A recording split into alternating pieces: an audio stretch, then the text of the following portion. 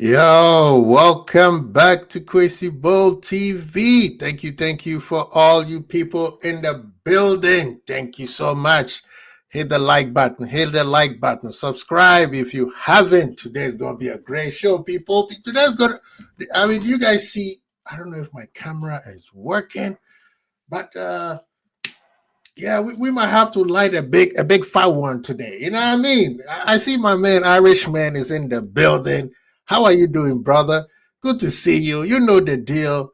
You just have to tell me and I'll send the invitation. You know, you don't have to ask. You just give me that sign and I'll send you the invitation. But Irishman, your production, or should I say, yeah, your production that's gonna happen, the Kwesi versus the Hot Sauces when we hit 1,000 subscribers.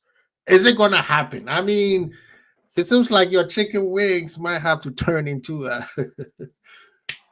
chicken leg because the sauces are saucing, brother. Big up to all of you guys in the building. Big up to all of you guys in the building. Please subscribe, like, share. Don't forget that notification bell. Very important. Extremely important because that will let you know when we are on. All right, let me send you the link. You know the deal. We're going to have a wonderful day today. People. Come on in. Hit the like. Come on, people. Let's get this thing on the road. Yes. Yeah, there you go.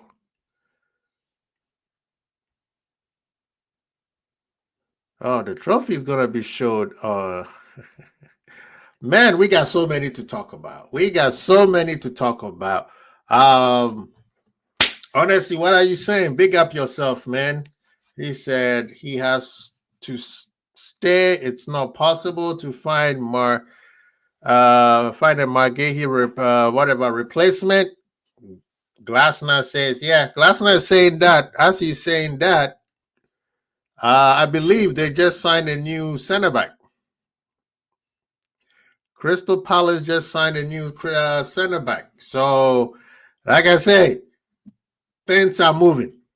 They just signed a new center back. I just saw that on my feed earlier. Let me see what his name is. Oh, Crystal Palace. This is from Fabricio. Let me share it. It seems like Honesty wants to jump right into the business, right? He wants to jump up straight into the business. Yeah, he posted this 33 minutes ago. There we go. Big up to all of you guys. Please come on in. But before we start the proceeding, we need to wish a very. Oh, yes, sir. Irishman is in the building. Big up yourself, Irishman. How you doing, sir? Yeah, pretty well. How are you? Doing well. Happy Friday, brother. Thank you. Before we start, I would like us to let me see if I do this thing right. I don't want to embarrass myself. Oh, yes, here it is.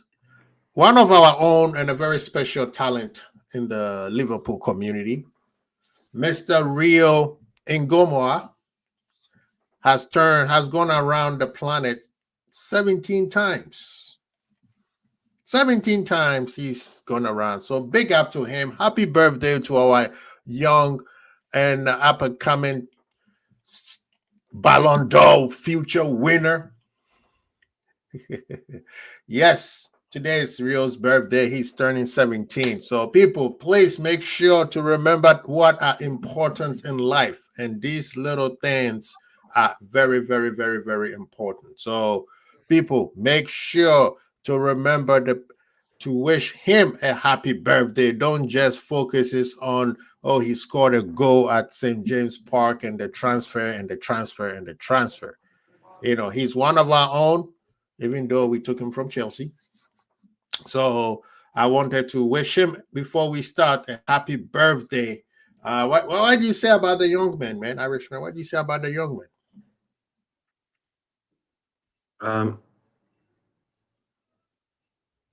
Um, sorry, I was just reading something else there.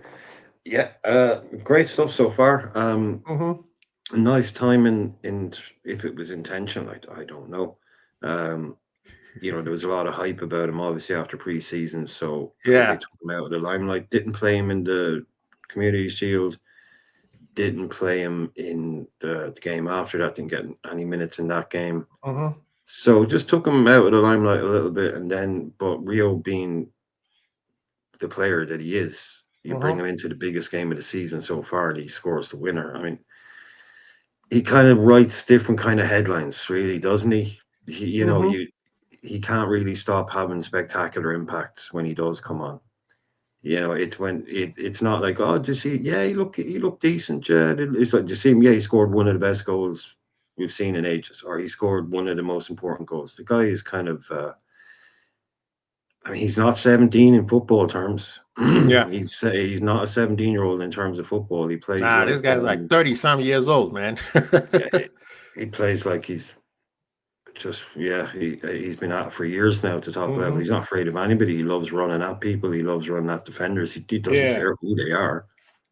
Doesn't care what their names are, Mm-hmm. and it's just a phenomenal young talent. And you can understand the fury. They're still at Chelsea. Apparently, are still looking at ways to kind of get an increase in the compensation because they feel Yes. like they're undercompensated. Like they're Mm-hmm. absolutely. You can understand it. Like Mm-hmm. we snuck in and we took him and we.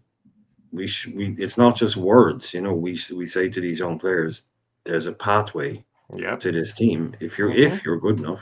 If you're good And look enough. at Connor Bradley, look at Rio. And we gave, like, where would he's someone said it. One of the Chelsea people said Mm-hmm. he'd still be playing under 18s. If he was at Chelsea this year, he'd still be in the under Oh 18s yeah, team. yeah, yeah. They didn't give him any Nowhere near pathway. the first team. Yeah. And the funny thing is, and the beautiful thing is, we have a guy in the chat who's upset because of what I put in the brother. I'm holding a cigar. And if you are new to this channel, welcome. If you don't like the channel, you could put a thumbs down. We don't care. Just be respectful. That's all we care about. If you are new to the channel, me and my sources have been saying that man them that I've put in the title are coming to Liverpool. So to me, it's been done a long time ago. But the fact that my brother Anfield Irishman is saying we took him from Chelsea. Guess who was hating when we were playing Newcastle? By the name of Saeed and his brethren, Matisse, who's a big time Chelsea content creator. Okay. And they were making fun of Liverpool on how we bottle it with 10 men and blah, blah, blah. And guess who comes on the field and scored the goal? The former Chelsea player. I mean, the whole thing that was going on was such a beautiful story. You know what I mean? It was such a beautiful story that even Hollywood could not write it. I believe he was one day older than Rooney when Rooney scored his amazing goal, Everton against Leeds. If I remember. So the beautiful thing about this kid is, like, when you look at him, you could tell he's a humble kid. Like, he's eager to learn. The players that the elders in the team were the one pushing him to say, "Hey, go enjoy it. It doesn't come that often." I remember Virgil saying that. Say, "Go over there and enjoy." I don't know, maybe it was Virgil or the manager, but they told him, "Go to the fans and enjoy it." It was Virgil did it during the game and Slot did it after the game. Okay. So I mean, a lot of times we talk about the story and the beautiful story of football and the passion, and these are the moments where it's are important, right? Right before his birthday, he scores a beautiful goal, a very important goal, actually. we can't say whether we knew he was going to do it or not knowing what he's going to do. All I knew was when Liverpool played their game, anything can happen. That's why I am not too worried about how we are playing. I know we are not we're not even left second gear yet. We're still that guy who is learning how to use what they call manual transmission, and we're grinding the gears. So yes, I know we can play better. Why am I not worried? Because during the Newcastle game, I can see when we come down and we play, Newcastle had no idea what was going on, whether they had 10 men or 11 men. Because the goal that the kid scored wasn't just, oh, we lumped the ball in the box and then everybody was fighting over it and then he happened to score the goal. No, you have to watch the sequence to the goal. You see what I mean? So to me, that's why I am not worried. What about you? No, absolutely not worried at all, man. Mm-hmm. No, also, if these guys when you're watching, I wouldn't do, but watching rival fans, you probably need to play till the whistle on that one, especially if you're watching a Liverpool game and it ain't over. Mm-hmm. And it's only 2-2. I think they should have learned something by now. You don't count those. You don't be celebrating until that whistle is gone. Right.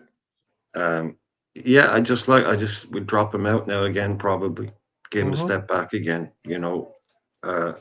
Hopefully he has a top family around him. He's gone from people that we all knew, someone we all knew about, but now the wider world is going to be talking about this kid. So he needs strong people around him. He's signing a big new deal. He's got a lot of fame. He could go a couple of months ago. He could go to the shops and nobody would have recognized him. Now that ain't happening.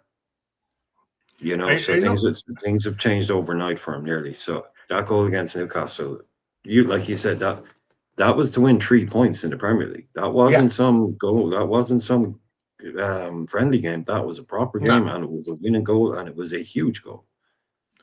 It wasn't he got a game and he scored. We won 4-0 and he got the fourth. It was brilliant. Got a 4-4, exactly. No, it was a proper winner. It was a really important moment. So everything, like you said, he's writing his own scripts at the moment. This kid is basically writing. It's like, okay, you're going to get to come on for 10 minutes. What do you hope? I hope I scored a winner. It's just, and he's going out and doing it. He really is. So keep him back. Grounded. Yeah, keep him grounded, keep him back, and let him in, take him out, give him some minutes, take him out again, and just take it from there. We've got Southampton at home, so we've got Southampton in the cup. So that's going to be, I think that'll be a first start for him. Yeah, I think he might even play on Sunday. Let's be honest. He might. Start. Not starting on Sunday. Oh, start. I think Southampton could be his first start of the season. Oh, okay. That'll make sense. Yeah, because the manager threw him into the wolves. If you know what I mean. This was a high-pressured game. And the manager said, go in. And look at what happened. He was sitting on the sideline for 10 minutes, and out of the 10 minutes, 5 minutes, he was supposed to come in 10 minutes earlier, and he was outside.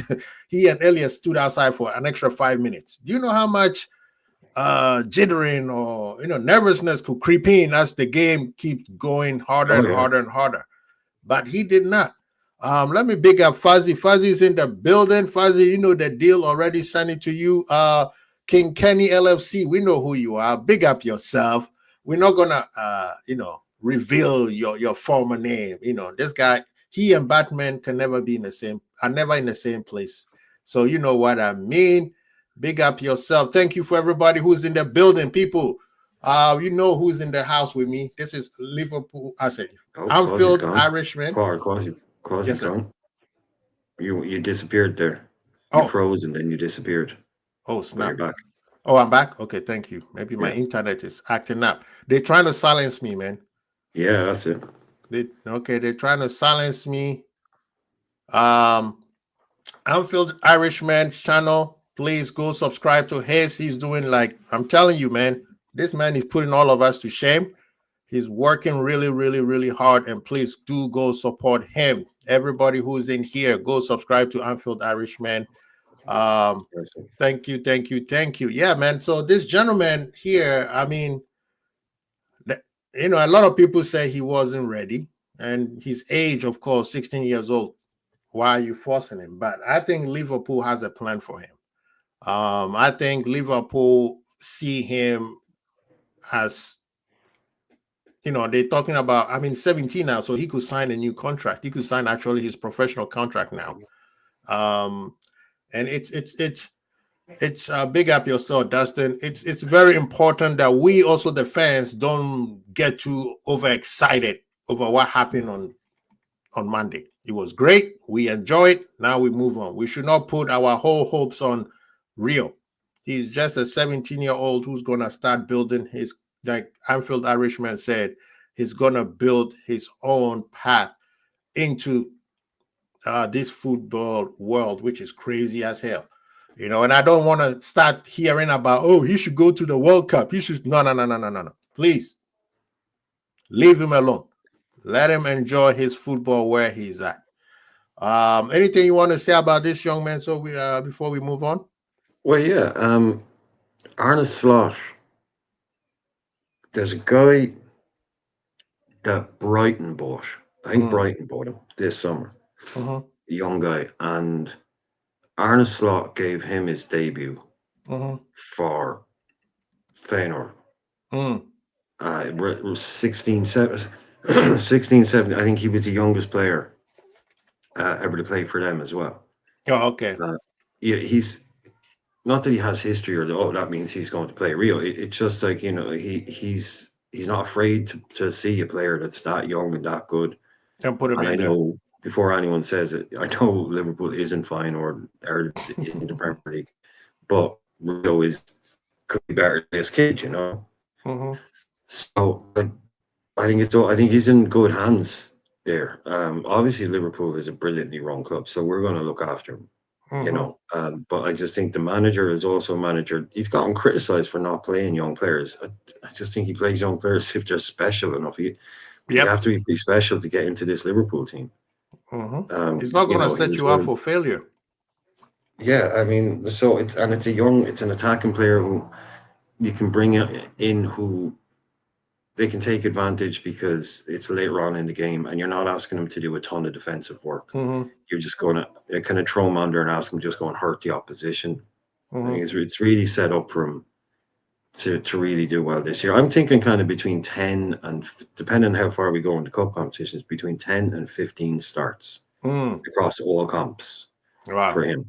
Yeah. And maybe like last year, say if we're lucky enough to win the title again, and we have a scenario like last season where we win it with 3 games to go, then he can get it. Maybe he might get a couple of Premier League starts. Right. But I'd like to see him get double figure for starts in all comps, and later on game, maybe those dead rubber games in the Champions League, if we're all maybe start them in a game there somewhere. Yeah. And just build it up and build it up and build it up. And then next season, hell, you never know. He could be pushing to start. I mean, next season he's gonna have his what they call it. I mean, he's already have his man buddy, but he's gonna still fill up. He's one of those body type that you could tell built natural muscle. Oh yeah, look at him. He's what I'm saying. He looked like a sprinter already. So yeah. So his growth spurt is not going to be a problem compared to some of our like Don's had. I don't see him getting much taller. No, I don't think he might get taller. I don't think he's going to. Maybe an inch or maybe an inch. Yeah. Like Red Marauder said, he has physically bulked in the last year. He can start fewer Premier League games for sure. Yo, we got Rasta Crab in the building. He's in the barbershop, from the Bajan family. Big up yourself, Rasta. Rasta, I have my camera is messing me up. Production, you guys, this was supposed to be me doing stuff with my lighter and my cigar, but that did not work. But is it in the plastic? Yeah, it's in the plastic. That's what's making it reflect. If you take it out of the plastic, and stuff. Oh, okay. Thank you. Yes, sir. We got another big time player in the building. So happy birthday. Who's that? That's Fuzzy. Who's that? Fuzzy always has to show his favorite players all the time. That? Oh, the player behind him, Fuzzy. Who's? Yeah. You'll see what we did. I can't see half his face is covered up.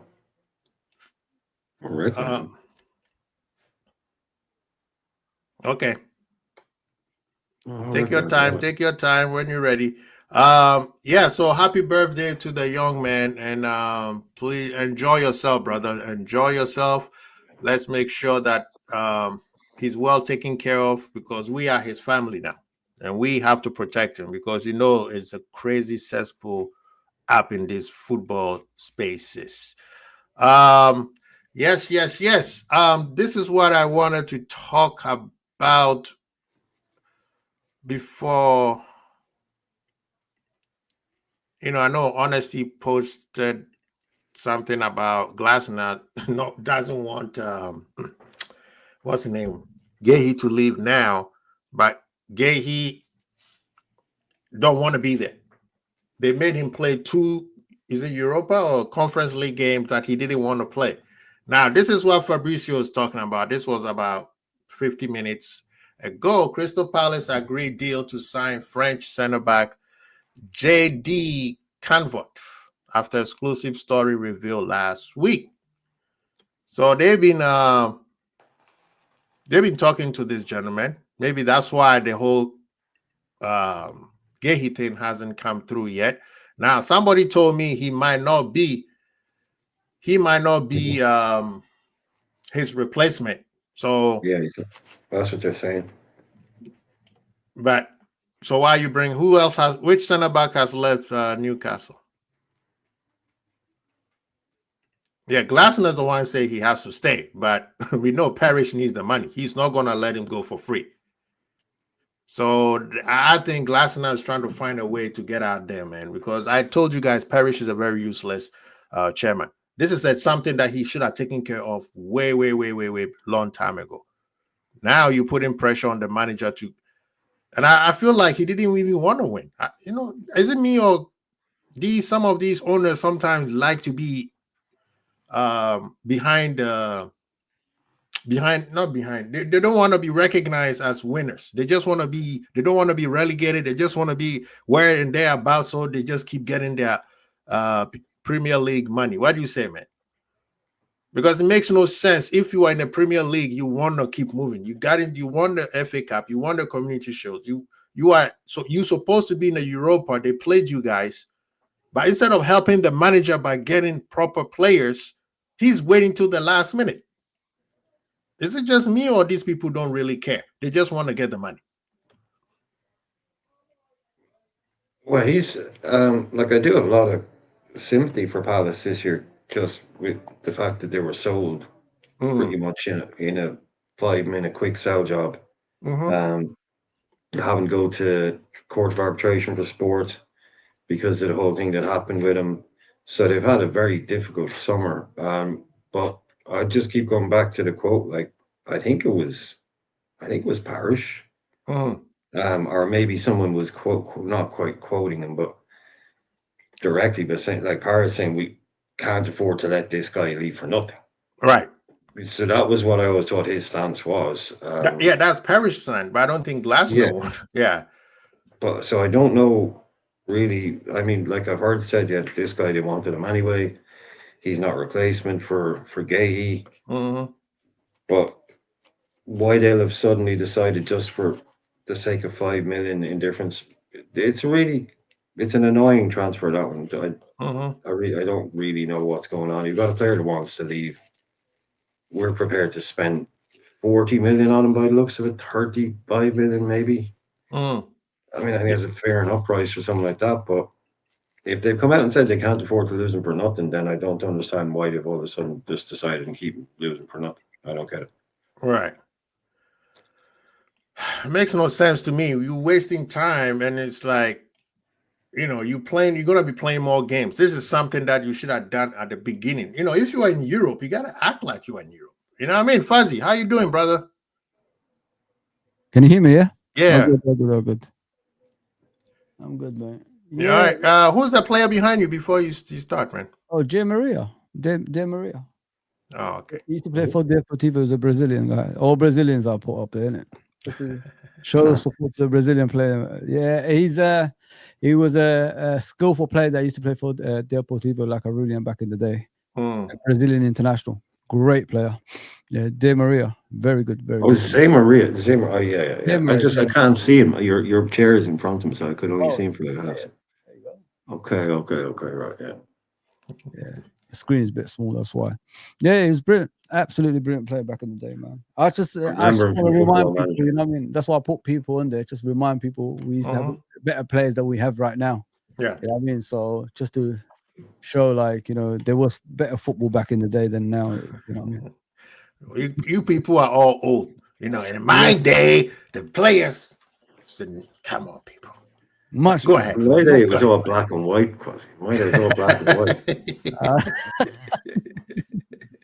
is kind of bad, bro. Yeah, with Guehi, I was watching Sky Sports, and his manager said he didn't ask to leave. That's what he said. So if he asked to leave, I would have let him go. I don't know what he means about that. I'm sure the player told him, I don't want to be here anymore. But I've got a feeling they've agreed a £40 million on the player, and that's the thing that's going to separate the club and him eventually in the next day or two. But the thing with him, the thing is, some people said, why don't we just leave him to next summer when he's free? Well, if we wait till next summer, other clubs are going to come in for him, and more wages.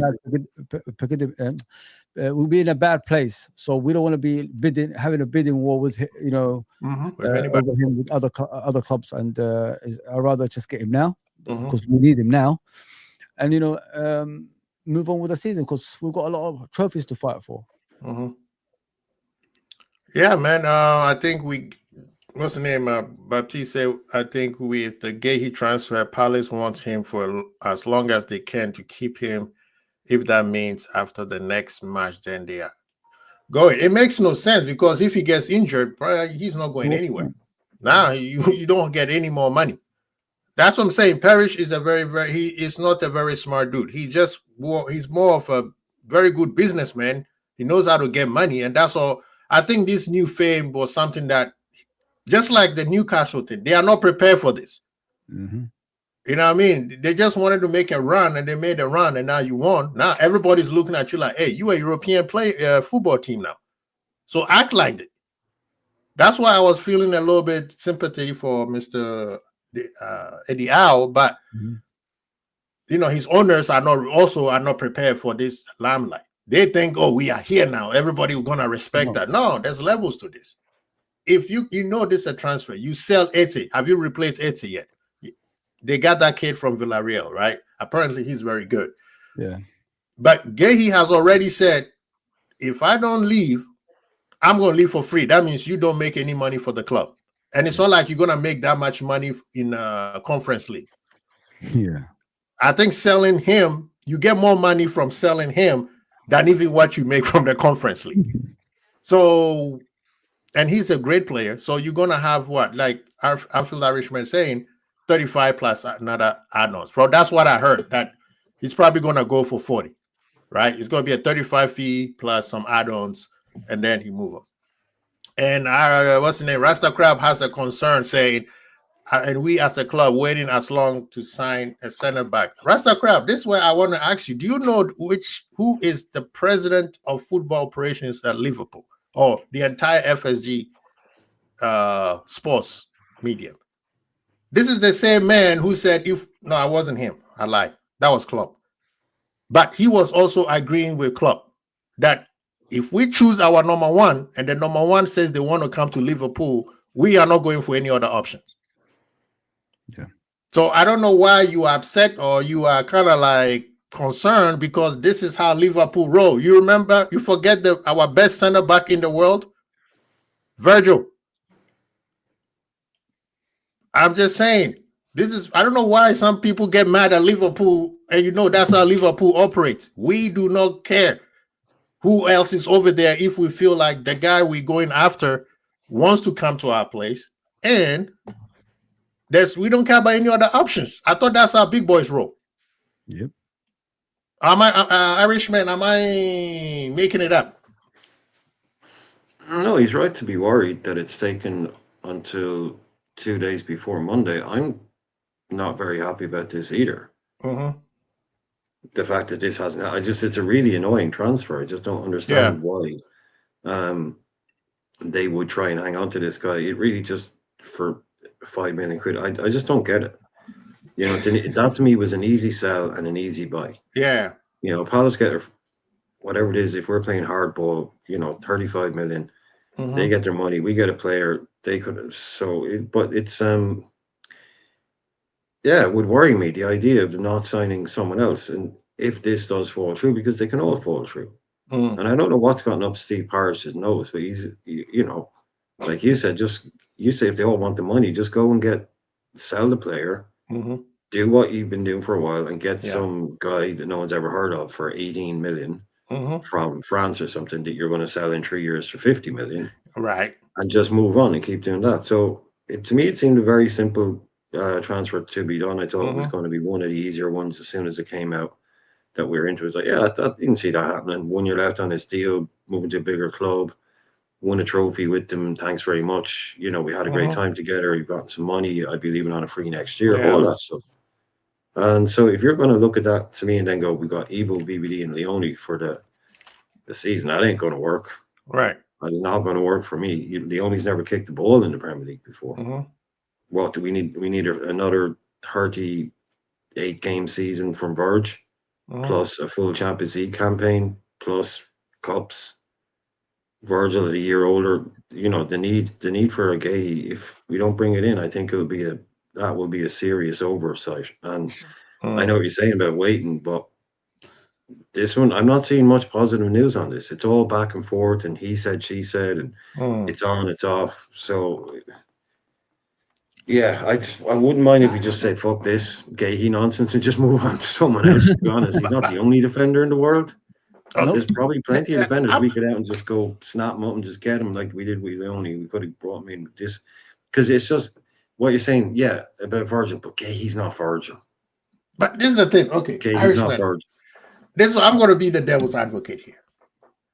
I'm looking at Liverpool, and this is where maybe now I'm at this place where it doesn't mean that I worry or don't care, because yes, I agree.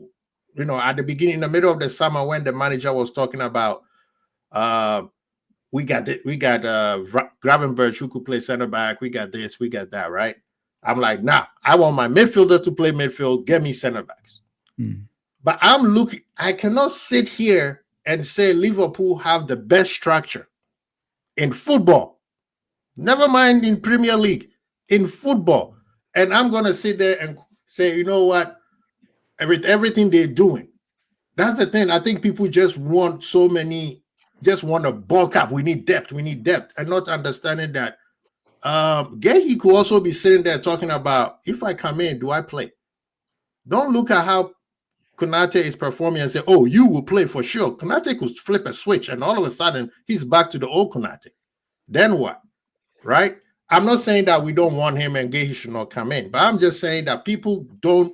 Sometimes we Liverpool fans disrespect our football structure that we have, that we tell the whole world we have the best one. We got Edwards, we got Hughes, we got Arne Slot, but yet we're still crying and whining and always like, why don't we do this? Why don't we do this? And we copying what other people are doing. Football is a contact sport. Anybody could get injured at any time.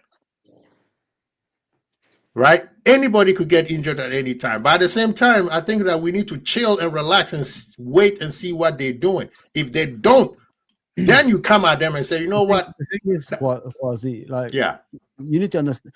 I agree what you're saying, like, to a certain extent, but I think people have PTSD here. You know what I mean? People, the personal problems. See a therapist. People have issues here because of past experiences of what we have. You know what I mean? You don't win back the crowd within one transfer window. You got to continue it to win the crowd back. That's what that's how it is in everything in life. You know what I mean? And okay, they did brilliant in the beginning of the transfer window. We were saying it's the best transfer window we've ever seen in our lives, even my life. And guess what, Fuzzy? We're panicking because there's only a few days to go for the transfer window to close. Rightly so, because we've seen transfer windows in the last day. Chiesa coming through. We've seen transfer windows in the last day offer coming through, and they'd never played for the club.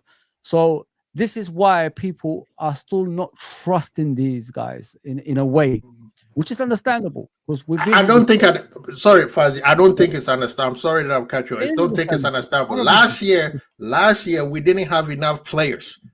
People act like all the players that was on the team were good enough to be at Liverpool. What I'm saying, understandable in a sense of like it's something that happened before and they don't trust. If you know what I mean. I get that, but like I said, you have to earn.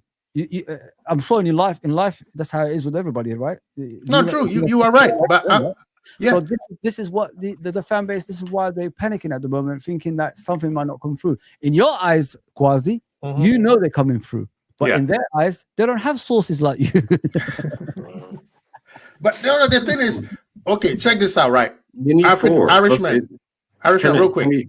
But do we all at least agree we need 4 centre halves? Yes, definitely. Yeah. So we're all kind of on the same page. Yeah, we're on the same page on that. Yeah, but this is what I'm saying though. We just got Kirkers, right? And I could say 85% of Liverpool fans were very happy with Kirkers. Now, half of the 85% who were happy with him say, you know what, we need to bring Robo back. You see what I mean? What's Russell Crab saying that the homeboys is saying to me? What is I love Russell Crab. Come on. You know what I'm saying though? Is he aiming at me or he's aiming at me? Oh, okay. Yeah. So I'm saying yes, Guehi. I know Guehi, he's been the player that I wanted. You know, it was Guehi or Nkape, and it seems like Nkape didn't go to Atletico. I thought he went to Atletico, but Arsenal is gonna make a play for him. But I'm just saying we have to just say, hey, let's see what these people are doing. You cannot tell me I'm not doing anything until it's over. It's not Liverpool's fault is not to go for another person, right? We agree on that? Yeah. If the parent club say we're not selling, I don't care how mad Liverpool fans are. They're not selling. You could drop a whole bank in front of them and they say we're not selling. The goal is we are just saying, chill. We got more things to focus about and to win games. This thinking that these guys haven't have a plan is what I'm like, wait a minute. A few months ago, we were the best transfer window. And then when the Isak thing became dodgy, everybody was like, why are we not going for a center back? We went for a center back that everybody said this is probably the best up and coming Italian kid, which is he is going to be he's already in the national team. So it's not like we don't already have a center back, right? We said we need 4, we got 3. So we're looking for another mature and older one. I'm just saying people need to chill and relax and stop getting upset over little things when we don't get what we need. Let me ask you a question, Quasi. Yeah. Say the transfer window closes on Monday, 7 p.m. There's no Isak, there's no Guehi. Where do you stand? I would say that why didn't they go for a second option? But they believe they're gonna go for they could get their first option. What do you stand? Like, how would you feel? I would say that we fell short. There you go. I would say we have fell short after the transfer window, not when the transfer window is still open. Okay. I can't say we fell short when the transfer window is not done. Okay. You see what I mean? That's why I'm looking at people like, why are you upset like the transfer window is over? If the transfer when is it at? 11 o'clock your time, right? Anfield Irishman? Yeah. What's that? Monday or Sunday? Because usually when they hit on the 31st, they move it to Monday. No, it's Monday, but it's not a midnight deadline anymore. It's either 5 p.m. or 7 p.m. I can't remember. Okay. Yeah. It used to be midnight. Basically, clock strikes midnight, window shuts. Yeah, now it's 7 o'clock for some reason. I don't know. It's ridiculous, man. They need to keep us the same to make it simple. But I'm just saying, on that time, if they don't sign anybody else, yes, I'm coming up. Mr. Badere, big up yourself. He says 7 p.m. If they don't sign anybody else, then yes, you are incompetent. You didn't do your job. But right now, we can't say they are when they're still talking to those people. Okay. If right now, if I were to ask everybody who is better than Guehi right now, who you bringing in, who is English? Remember, we need our English quarter. We can't just go find anybody else. Am I wrong on that, Irishman? No, but look, I just think one thing is that okay, if we haven't moved on from this guy, then there must be some kind of confidence that will happen. But I think a lot of people are well within their rights to be a bit worried that with a couple of days to go, nothing has Exactly. happened yet. Now it's about how much do you want to lose your mind about that. I'm a little bit concerned at that, but I'm also, because I do trust this club, I've always kind of admired the way it's been run. To build what they built it takes time and it takes patience. I'm sorry, you can't do it in 2 minutes. It could happen quicker, could happen slower. But I've always really trusted what these guys are doing because of, other than some missteps early doors, they brought in top people. So if these people are they're cool about it and they're calm about it, I'm still giving them the benefit of the doubt. I'm thinking, well, okay, this is a hell of a game of chicken we're playing here. Yeah. But if these guys think that they've got something in the bag, okay. But if we have a starting centre half group of Leone, Ibu, and Virgil on Tuesday morning, we have an issue. Exactly. We have an issue, a big issue, I think. If someone was coming out and say blah blah blah, don't worry, Liverpool will have a centre half by Monday, cool. Yeah. That's fine by me. That's totally fine by me. But I can understand. Look, I can understand why people are like, no, we shouldn't be demanding. I want this now. I want it now. But it's I mean, people it is forget that we late. got Joe We're Gomez, leaving it but bloody late. I mean, you can't include Joe, because the second you include Joe, we know what happens. If Joe's available, he's available. Are you Yeah. serious? Like, guys, Come on. big up to Mandem in the building, Get right? Alan Hansen back, man. Come on, man. Like, let's go. Hit the like button. Hit the like No button. game time. Go, man. I'm there. I don't, Rasta say Kwesi's putting his eggs in one basket. I'm just not worried. At this point, the way Liverpool, it's like watching Liverpool and then be angry because we're not playing well and this, and all of a sudden, bang, 99th minute, go. And then you sit there looking stupid, like, why was I upset? I know this is my club. This is what I'm saying. You know who Liverpool is. This is not something new that we do, right? If we don't get the player that we think fits our ethos, they won't go for anybody else. Brother, they did that last year. The player they brought in, they brought two players. One of them, they sent him on loan, and the other one didn't even see the light of day. Breaking news, by the way. Crystal Palace have agreed around 23 million for this Toulouse defender. So, yeah. Yeah, that's the one that that's what I was saying. Big up to Endz. Big up yourself. Thank you for being in the building. Let me know if you want to come through for a little bit. Yeah, that's what I'm saying. I'm just at the point where I'm looking at Liverpool and I was like, sometimes why am I worried? Because I know what they can do. Now, I'm not saying they're perfect. Have they done some goofy stuff? Yes. Thank you very much. Yeah, they've done some goofy stuff, but a lot of times my club gets it right more than not. So sometimes I'm like, why am I even upset? Later on to find out that they did the right thing. When they're together, they do get things right. And I mean, they've been away for a bit, so they come back now and doing great things. I agree with you 100%. But as Irishman said, sometimes like past experiences does put through, this is why people start panicking, and you got to understand it, Kwasi. I know, like, you've got your own way of thinking, but other people have their own way of thinking. If we all think the same, it'd be a boring life, wouldn't it? So, yeah, this is why I say, like, I understand. Listen, I might disagree with what these people are saying about, start panicking and why are we only chasing them? We should be chasing someone else. In your case, Kwasi, you might be saying they might have done the deal with these guys. That's why they're not chasing someone else. They got to be coming through, because if you're only putting your eggs in one basket, that means there's some kind of agreement already there with these players for them to come to Liverpool. So that's my whole point. Can you imagine? Those guys are still going to have that doubt because of past experiences, like I said earlier. So everybody is different, mate. Everybody's different, and I love it like that. I love the bit of arguments and debates. No. That's what makes this community the best, right? Irishman, this is how I'm looking at it. Like, Irishman, you one of the logical person that I know who don't do too much emotions. I'm not saying Fazi is emotional. I'm emotional, man. But exactly what Fazi say right there, that is my mindset. Because it will make no absolute sense if this thing is not already done. That's why they are not looking at anybody. You don't see any tier 1 to tier Z reporters say Liverpool's looking at anybody else except these two.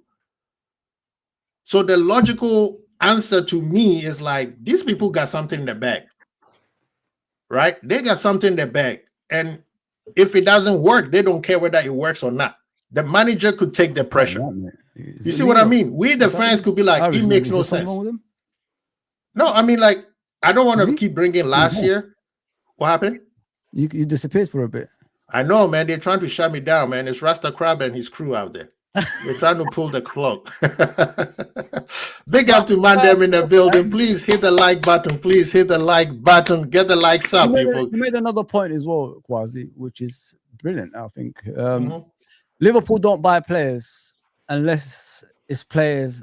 They are players that suits Liverpool's, tactical and, formation that we set out and, profile of the player that we normally get. So you're spot on with that one, because if we step outside that, remember when Jurgen was on his own and Michael Edwards wasn't here, he brought the likes of Nunes and people like that. That's not suited to our club. Let's just be realistic here. I know there's a lot of Nunes fans out there.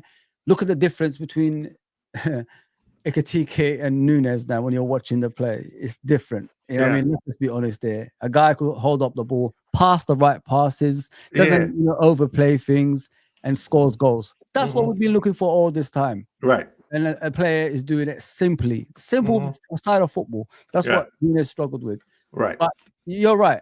Liverpool do that. They always buy the players that fit the system that we set up. And if we can't get that player, they don't really go for any other player. That's another thing as well.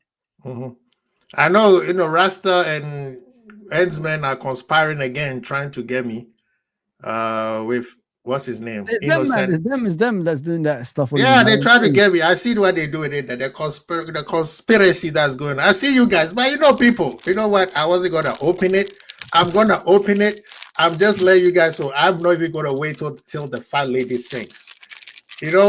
I'm not waiting till the fat lady sings. I'm just saying, you guys can see it. I mean, this is a cheap man's cigar. But I have mine. I have my lighter. I believe in my team. This year, I'm not going in there with any negativity. I'm believing that my team is going to beat. Like, are we going to win every game? Possibly not, right? But I'm going to put it out there that I'm going to believe my team.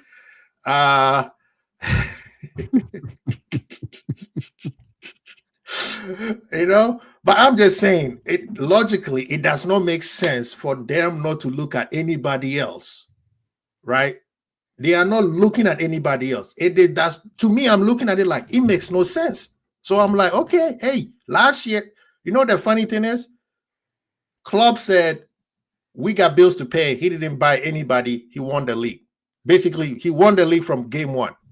And his slot comes back and say, you know what? I'm just going to assess a few things. He wins the league. Who am I to challenge him?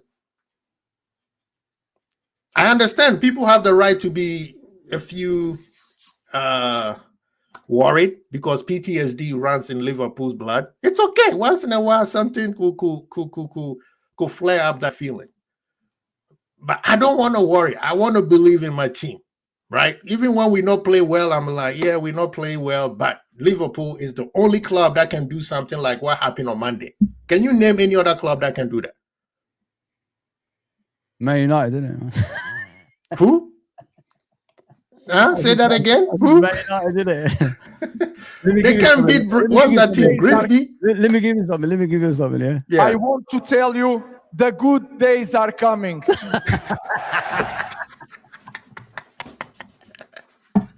He ain't wrong, man. Nick Grimsby, he ain't wrong. Grimsby. Right now, if any Man United fan talks to me, I'm like, go talk to the Grimsby people. Am I saying the name right? Irishman is Grimsby, right? 14. Yeah. I mean, why do you? Why? I feel the Irishman. I know you saying Kwesi, let people feel the way they feel. But right now, I'm just saying. I'm not out here trying to change minds, dude. No. But just let me them in it. Just let me the logical sense, Irishman. I know you don't do those conspiracy stuff, but the logical sense in this between now and Monday, 7 p.m. Why wouldn't these guys go look at other players? if they don't have somebody in the back. That's all I'm saying. That's what I'm saying. I'm putting my faith on them until they break my faith. If they don't break it, I'm cool. I mean, I'm the same. I'm like, you know, it's like that guy in the movie where everyone's like, just relax. He's going to do something. And everyone's looking at the clock and they're like, yeah, chill. He's going to do something. You know, I still have that faith, but I still think they're leaving it like dramatically late for weird reasons. I don't know why. If you, I have the faith in them. I think that they're basically, comes down to the fact that they're not idiots. And sometimes that's my whole point, Irishman. I don't think, but then you've got all this news coming out of Palace. And Palace is normally, I mean, look how easily they did that Eze deal, the Elise deal. They've done Joachim Anderson. They've done deals. You know, or did he leave on a free? I think he left on a free. But when a big offer comes in, they know they're Palace. You know, they're not going to sell these guys. So I just, like I said, I just thought this was going to be a real super easy deal to get done. You're left on his contract, decent fee, off the pop. You won the cup with them. You know, happy days. But obviously not. So we're here, and I'm with you, Quasi. We are going to look pretty stupid if Monday comes along and we're sitting here with 3 on the books. Exactly. So the confidence must be there. It's like, logically thing is like the only reason why would they not do this, because they must think that they're going to do it. Yeah. Because otherwise, being the people that they are, they would have literally. There's hundreds of, not hundreds, but you know, there's players out there, and we would at least have been targeting those players. We wouldn't be sitting here just doing full poker face. And that's all my point is, because Endz, man, is like, content creators, we have to question everything. I'm also questioning the fans. If we question everything, I'm also questioning the fans. Saying, why don't you put faith in your football front office and say they know what they're doing? Because at this point, have they broken our heart a few times? Yes, but a lot of times they come through with what they say they're going to do. So I'm like, I'm looking at the balance and say, you know what? They know what they're doing. It does not make logical sense for you to sit here till Monday and still don't bring somebody else. They probably have a plan A, B, and C. Just because we are not privy to it doesn't mean it's not happening. That's all I'm saying. So I'm just saying, don't worry, let it roll. We got this. But people want to lock me out because I'm also asking the right question. We got people out here who are paranoid, and I'm trying to bring you into the light, and they worry. They want to lock me out for me trying to help them. This world, man. This is a therapy session or what? It's a therapy session, and they want to lock the therapist up. Endz, man, and his crew are back in the streets. They are in the streets out here being Debbie Downers. Rasta, you already know people are looking for you. You already know people are looking for you. And when all this is signed up, why doesn't Rasta ever come on? I love to. Rasta, he's always saying stuff in the chat. Come on, say it face to face, man. Come on. You know what I mean? Rasta, he be hiding. We've been trying to look for him. He's like, oh, no. I'm in a tunnel. I'm driving a tunnel. Park the car, Rasta. We got cell phones these days. Oh, now look at his excuse. I'm at work. Oh, yeah. So am I. Oh, now, see, Endz said, I'm on your side. Oh, now you're on my side. Okay. Right. We need Endz in this building right now. We need Endz in this building to come answer his crime. Where is he at? But before we there he is. My brother. What do you guys think about the what should I say? The yesterday's draw for the Champions League? I feel like it is sexy. Woo. It is so sexy. There's only one club on the planet that gets something like that. What do you guys think, Irishman? Well, yeah. Look, it's the more you look at the names, big names. Oh, tough group. The more you look at it, not really. Real Madrid at home, you can lose a game. There's so many of them. Like it's irrelevant, really. This early stage, everyone's set up to get to the top anyway. But the two toughest teams are the two Madrid sides. We play them at home. We've got Inter away. Inter aren't what they used to be. And then the rest of them, yeah, they're tough away trips. Marseille, Gala. Yeah. The other ones then, Karabakh, PSV, and Frankfurt. Fine, cool. That's just, to me, that's a good group with lots of good games in it against good teams. But it's, Marseille, great team. Gala, that's a great draw, for a crowd and for noise and atmosphere. Inter, huge team. PSV, big side. The two Madrid sides, big teams. It's great, but to me, I don't see that as a difficult group. Like I say, the two toughest games are at home. So, Inter maybe. The last time we played Madrid home, beaten 2-0. It's not Inter ain't what it used to be. And Inter is not exactly. No. And I'm an Inter fan. Like most of, like a lot of their players it's one of the oldest squads in European football. They got back in the final, didn't they? They got absolutely annihilated. I mean, yeah, they're not. I don't know. Look, Fozzie, I have no idea how they got to that final. I was shocked, man. Absolutely no idea how they got to that final. Who, Inter? Yeah. But Inter, if you guys remember, when they played Arsenal, they were the dark horse because they were so structured in defensive style, right? When they got to the knockout stage, they changed that whole plan and started playing this attacking style that didn't suit them. Look at the game against Barcelona. I think I went on Endz's channel and I was like, what's going on here? This does not make any sense. You want me to share it? Yeah, because the name's in it. The name's on there. Okay, let me share it real quick. Right? I'm like, what's going on here? They shipped out how many goals? 7 goals against Barcelona? And I knew PSG was gonna pump him.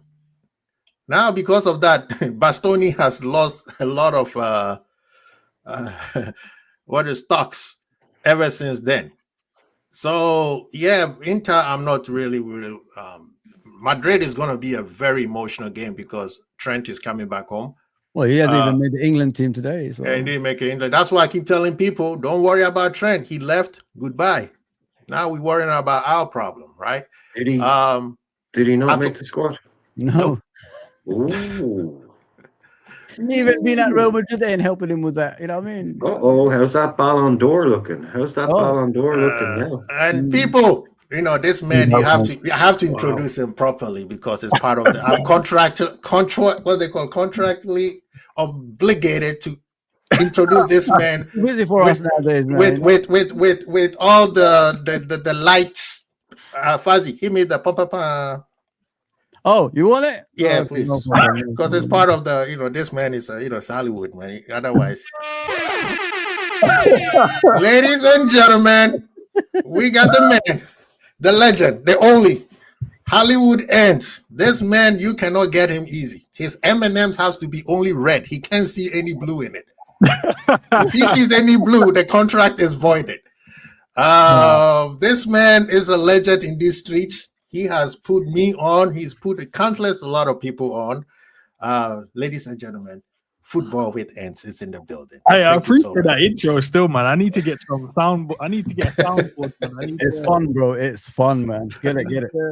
Maybe that's my upgrade. That's next. I appreciate it. I was honestly big conversation. I was listening in the background while I was trying to upload some stuff, man. Yeah. Level-headed. But listen. What questions, guys? Because I know you got questions, and I don't want to steer this. No. I mean, I know you were debating, plotting and conspiring to put me in jail when I brought the whole why are people worried about. Yeah. I know you want to go back to it. I'll put this away for a little bit, Fuzzy, so that the brother. Yeah. I'm saying it makes no logical sense for them to not look at anywhere else if they don't have Plan A on lock.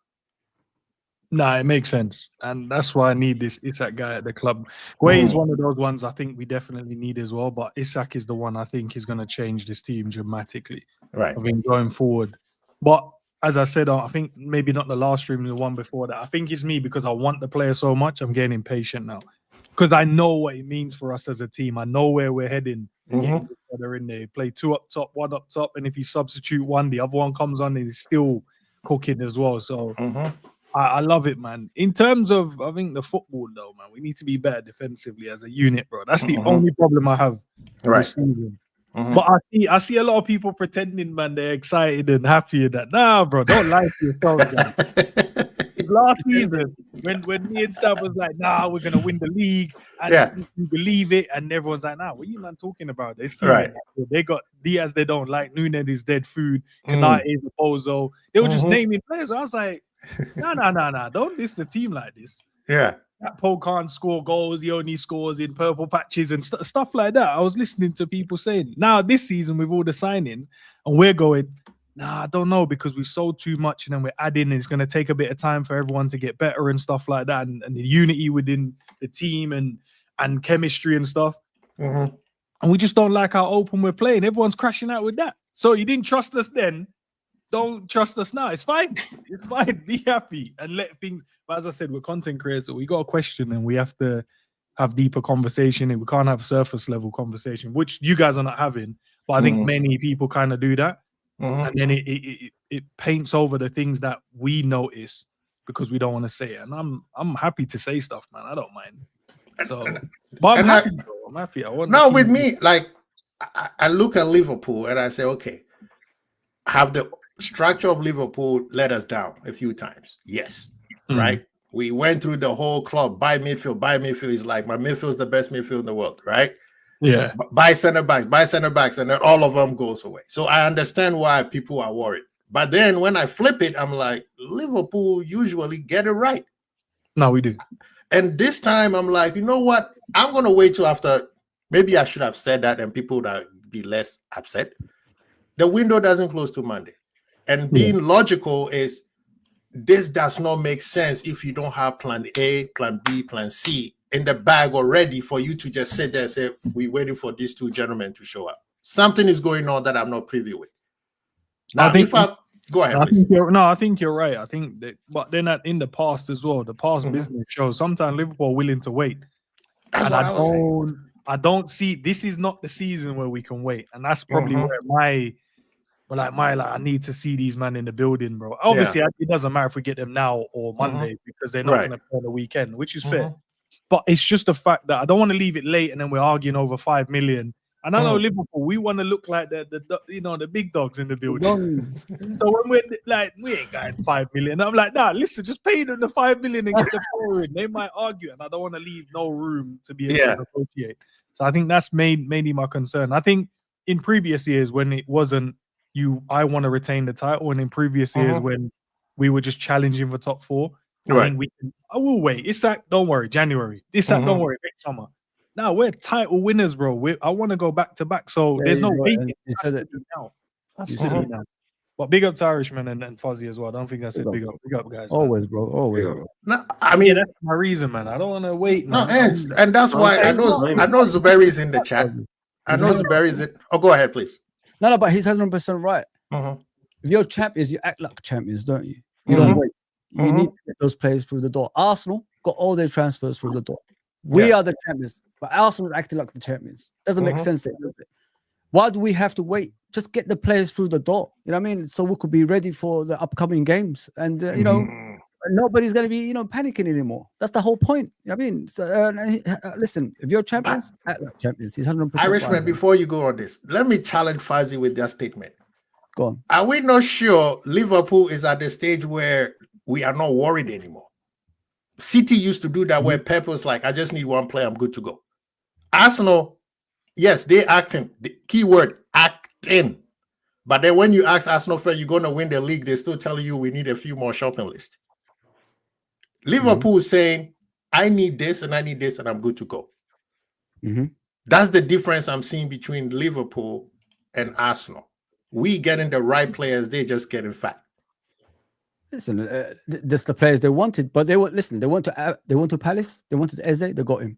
We went to Palace, we want Guehi, we're still waiting. What's going on here? Like, come on, like, we've got to be serious here. Like, we're a football club that's won a championship. We're a Right. football club that wants to win the league and the Champions League and the cups if we can. Mhm. You know, like, we want to break records. We want to listen. There will be a point in this league if we win the league next season. Arteta is no longer going to be at Arsenal. Think about it that way.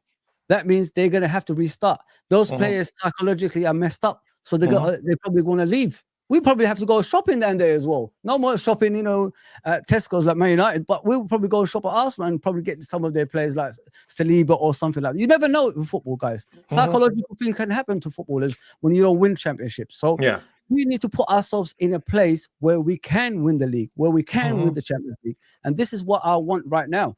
I don't want to be here Monday, 7 o'clock. Oh, we haven't signed, you know, Isak or Guehi. We'll wait until January. No, I want them now.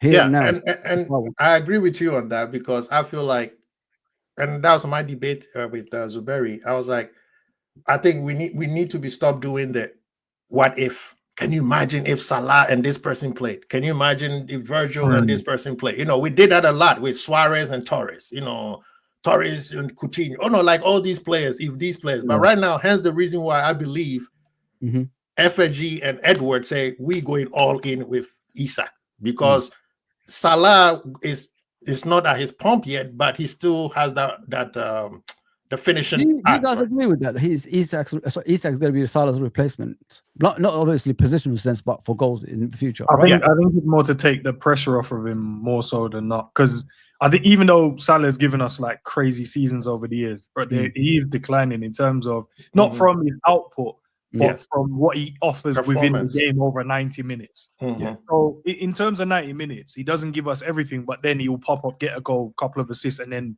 we paint over it, which is fair. I think what they're trying to do is get players in, so the pressure is even more off of him throughout the game to perform.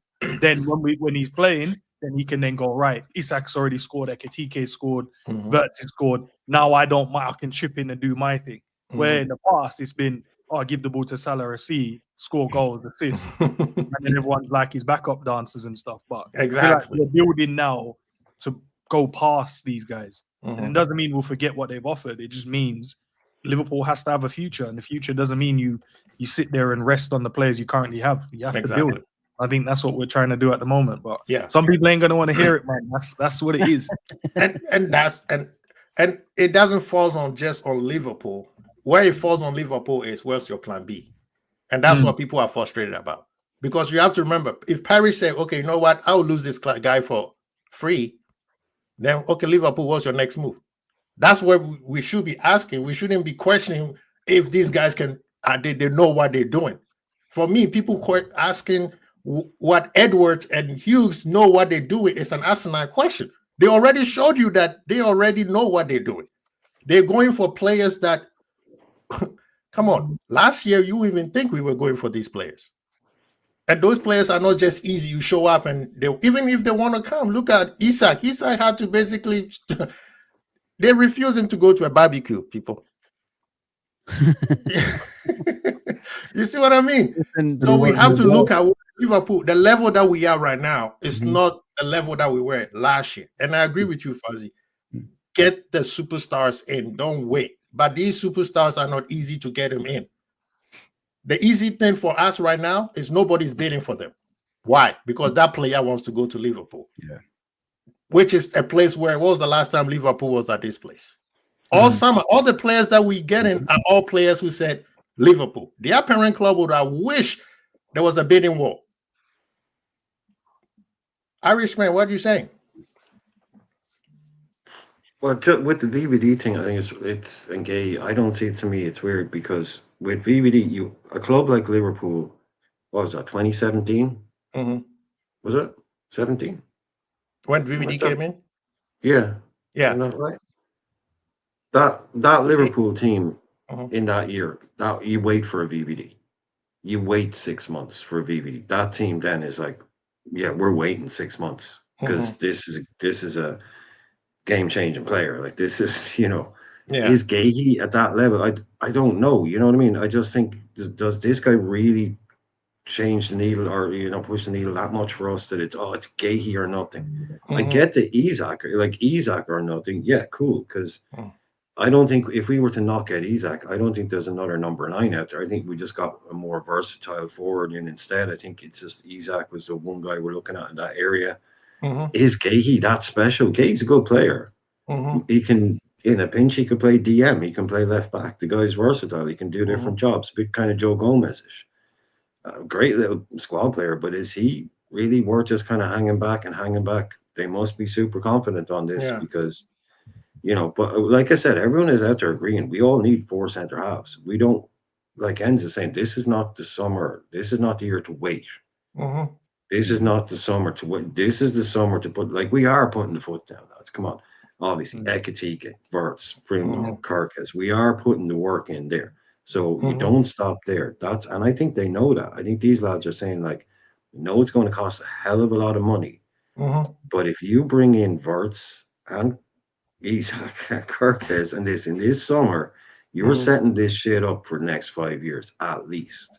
Yes. And and again, to what Endz is saying, like, I think I looked at it. It was Salah was involved in 56% of our goals last season. 56. That is just unsustainable. Crazy. Taking the load off him, taking the pressure off him. I mean, 56% for a title-winning team.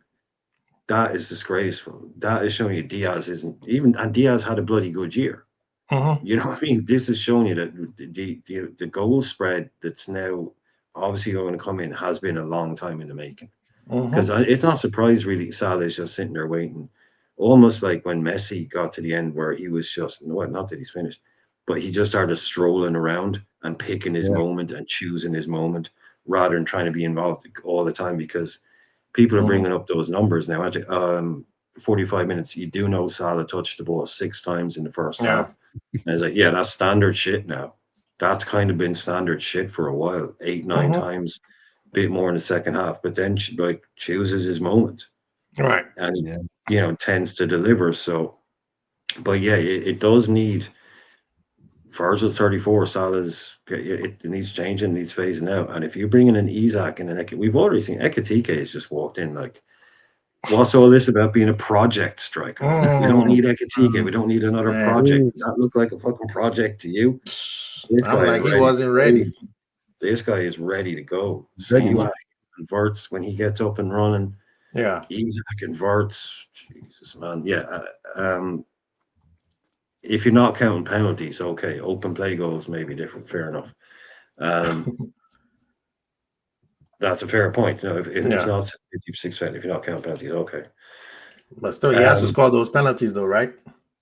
But he's just the main man all the time. More often than not, being asked to deliver, and he's been more of a playmaker-y type Salah in pre-season. And this, dropping deep, I don't mind that at all. Frimpong can do a lot well until he does hamstring. Do a lot of that run for him, a lot of in behind threat. Salah can pick his moments more, but it has to be gradual. He's not going to be here forever. True. So Isak and Ekitike and Wirtz, if they don't score a minimum of, I'd say, like Wirtz 11 goals, Ekitike 17, 18, Isak 21, 22 in the league minimum, I think. That's what you're looking at. Yeah. Now, just to give a little tiny break, I'm glad that my brother Endz is in the building because I need to put him on the sword for a little bit. Go on then. Remember last year when there's a guy named Amorim. I don't know who he is, but his name is all over the place. And I made an analogy about when you go to the gym and somebody's using a bench press and let's say the bar has bent. You don't wait. You go and you find another way of doing your pectoral muscles, other exercise, right? Yeah. I was told, true, but you have to stick to your principles. I'm not saying I was right then. It looks like I'm right now, but I'm just saying Guehi and his sources, we are visionary. We see things before they happen. But then, all right, you're right. At the moment, it looks like you're right. But then in the next 6 months, you could be wrong again. So you can't pick and choose the moments when it suits you to be right. I'm just saying I brought it up first. You can't pick and choose a year later to go, whoa, 6 months to be fair. It's actually 6 months, isn't it? 6 months, yes. So in 6 months, he could have figured out. No, but right now I don't know what he's on at the moment. But I think it's more than just him. I think the club is just, it's not nothing to do with the players, it's him. No, I think the club, bro. I think the club is missing. I think the club from top to bottom is just out. The club is players, missing. Bro, players want to leave. You got Rashford that would rather go on loan. For free, basically. You're talking about 2 academy starlets, bro, that wants to leave. Man United fans. They're like, I don't want to play for you. They are fans, yeah. Garnacho is a Chelsea player now. Harvey's trying to stay here right now, bro. Harvey's like, I'm a begging fan. I want to stay here, but he wants to play, and he knows. It's like, does he go, I've made it and I'm where I am, or do I go somewhere else and go and really see what I can really do in the grand scheme of football? Harvey's that man was like, nah, send me on loan. Rashford's like, nah, send me on loan, bro. That's the difference between the clubs right now. I think it's more than just him. Like, I agree. They just all over. They bought this. They got a new training complex. It looks all nice and shiny, but the performances still hasn't changed. You copied us, but you are not us. But you know the crazy thing is, bro, going up and looking at trophies and everything. You know the crazy thing is, they got 3 players, which I believe all 3 of them are good. But I think one would have been okay, and spend the rest on the midfield, which they need the most. And they went in and got these attackers who can 200 million, and they could only score penalties. One of them can't even score a penalty. I'm not even going to defend them. I'll leave them out there to die. Bro. You know what I mean? So the thing is, sometimes it's just certain people like to talk. Sometimes I think somebody asked me, what do you think Manchester United fans should do? I said, the fan base needs to shut up. You talk too much. You are in the past. Look in the future. Don't tell people like Liverpool fans how we should feel and how we should operate. And that's where sometimes I have an issue with our fan base when we start listening to other fan base on how we should feel. It makes no sense to me. I'm royalty. I'm sitting at the top of the mountain. Why am I looking down? Yeah, once in a while I'll glance down just to see who's coming up so I can step on his neck. Other than that, I'm looking up. That's all I care about. But let's move on. Isak. Endz, Wagwan. Yeah. The sources are telling me he's coming. People who are killing me saying that I'm doing clickbait. Clickbait? I know they don't believe on the sources. They don't believe on the sources. Anfield Irishman has a production when I hit 1,000. Yeah. Kwesi versus the hard sources because I'm 98%. He said the 2% I have to pay for it. So it's going to be right now. It's probably going to be 1 chicken wing with the California Reaper sauce. I can take that. I'm African. I can eat any hot sauce. Yeah, if Endz, you can remember any basically for everyone that Quasi has been saying his sources. Irishman, that is not fair. That was not part of the. That was not part of the deal. I think that's fair. I think that's fair. Wait. Yeah, so basically for everyone that Quasi said his sources told him was going to join Liverpool that didn't join, he had to eat a chicken wing with even hotter hot sauce, right? Now at the moment, all I've got is Musiala. Musiala, yeah. So if anyone remembers if anyone's got some evidence they'd like to present to the court before we go, I'm trying to tell people. There's Zubimendi. What you can't put Zubimendi on me because he was coming in, right? No. Quasi, how are you in? You are in my court now. You going in Irishman's court, bro? I'm putting him in his own court. Nah, this is crazy, bro. This guy's prosecuting himself. No loyalty, man. Crossing state lines and committing other crimes. Nah, bro, what are we doing? I'm at 98%. My 98%. Fabricio don't even drink that bottle of Reaper. Then you're just gonna have to drink that bottle of hot sauce. Neck one from Musiala. That's it. 98% wrong, bro. That's no, crazy. This guy. What are you talking about? But that's what he said. You got one right. No, I got everything right except Musiala. That's what he was talking about. Musiala didn't count because I said he was coming. The Zubimendi one you cannot put on me. Zubimendi was coming. Got wrong. Yes, to eat a hot wing for. So you've only got one at the moment. It's a Musiala one. Yeah. So I need evidence of crimes he's committed in the past. Does anyone know? Sources, Nobody. That's what the sources. I mean, I don't know why you guys disrespect. If I was Fabricio, you guys would be like, "Oh, by the way, Jerry, I've sent the link." If I was Fabricio, you guys would be lauding me, praising me, cheering me. He said the same thing, and when I say it, I go to court. We'll see. Endz man is out here talking to his people, searching, entering the data, the FBI, DOJ, DDS, But it's a criminal CCA, offense, bro. the MI6, Quasi, looking it's for a criminal something. offense. It is You're a not criminal gonna- offense. Because you picked the wrong German, mate. You picked the wrong German. Nah, but Quasi, you need to go back in sometimes. I feel like sometimes you say some stuff, man, but No, my stuff always been almost correct. I've been talking about Isak since last year. Me and Zuberi had a big debate, and he's still going anti-Isak. that's the theory, bro. We want Isak, bro. We want Isak. We want this man.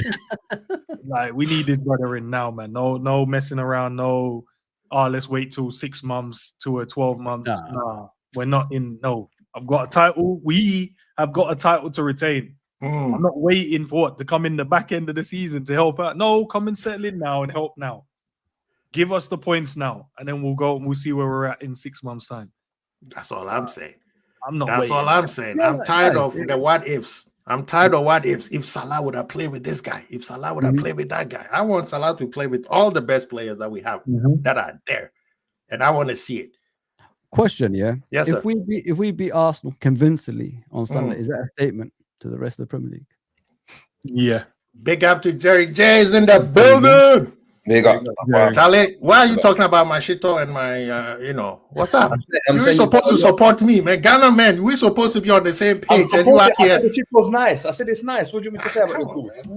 I've got some in the fridge. What me to Thank do? you What so do well. want me to do? Thank you so well. Go ahead, Fazzy. You said you have a question. You guys, like, if we beat obviously Arsenal on Sunday convincingly, by the way, is that a statement? Is that a statement? What's that? 3-0? You mean like a 3-0? Like Say 3-0, 2-0, something like that, yeah. okay. Jerry, you want to start this one? What's this one? What's the question? No, If we beat Arsenal convincingly, is that a statement? It is, considering how Liverpool performed in the last in the last 3 games, competitive games. If you can go and if you dismantle a team that's defensively sound, then 100% it's a convincing win. Does it mean Liverpool are definitely going to win the league? No, it's too early to say that. But it's a statement. It's like, okay, Liverpool are serious this season, and a team that everyone thinks are potentially Liverpool's closest rivals, especially in popular media, they will think, Arsenal are the guys. So if you dismantle them and their defense is that solid, and especially if we can keep a clean sheet, then boy. But if it ends up being a 5-4 win or something like that, I'll still have a lot of questions and questions. Yeah, because I think defensively we've been all over the place. I think we've sacrificed a lot defensively with the signings that we've made and the structure that we're playing with. And I think Arsenal, on paper anyway, have strengthened offensively. Everyone said they needed a striker, and they have done. So if you look at like the pendulum, let's say they had a better defense, but our attack was way better. Our defense has now dropped off where, we were near enough to Arsenal. It's dropped off by a lot. Their attacks increased. So if that bridges the gap, we'll have a problem. But look, it'll be an interesting game, man. It'll be an interesting game. Yeah, man. Endz, what are you saying? Yeah, man. I think their squad is better at the moment. But to Fuzzy's question, in terms of if we smoke them, basically, I think 100% psychologically they'll be. Well, we built this squad and we still got smoked by these men. I think that might tip them over the edge. And then I think that's when Arteta, even though he's a good coach, I think he'll start just questioning stuff. Be like, like I've got the striker, I've got Guehi in there now. I've made the back line way better. I've got my defensive mid or / deep line playmaker in now. I've got my declarer. I've got this. I've got the backup to Saka. And these men are still beating us. And they're rebuilding their team. Something must be wrong. And I think he'll do the Pep thing where he starts overthinking. Next game, he's like, then that's when you see Kai Havertz when he's back fit. He'll play over Gyökeres and stuff like that because he's like, go back to what I know and stuff. So, but will it happen? I don't know. But if it happens, bro, trust me, they'll end up doing a madness. I think the manager will start doing crazy stuff. Yeah, Irishman.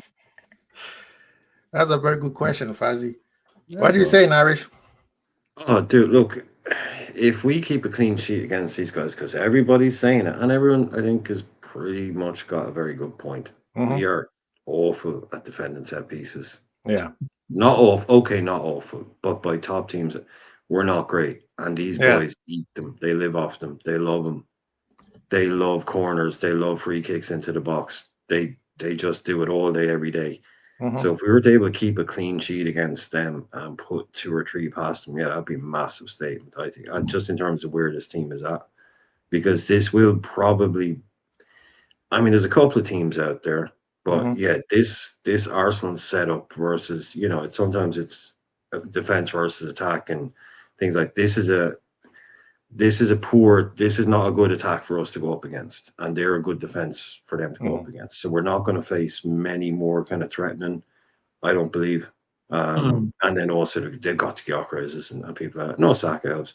So if we were to beat them 3-0, I think that would be a really big statement of just how good we are, because it's been shaky times last couple of games. People are picking it apart and going, "Oof, won't win the league if you play like that. Won't win the league if you're that wide open." So to keep a clean sheet against them, it'd be huge. Fazi, let me answer. Then you could answer your own question. Am I the only one who is not? I know what Jerry's saying. The defense has been suspect, but I'm not worried for some reason. I don't know why. Am I just over excited? Crazy, that's why you're crazy. No, because, and I'll tell you what, Endz. That's why you end up in court, bro. That's why. You're seeing it with both your eyes and going, nah, I don't want to see it. No, I am saying, like, yes, the defense, the structure. Quasi, you saw it from pre-season. You saw us concede some mad goals. We conceded against was it Yokohama? Who was that other team we played? Yokohama. And then we come against Palace. They just look good, creating chances left, right, center. Then we play Bournemouth. They're just running through the spine of the team. Then we come against Newcastle with 10 men and running us ragged.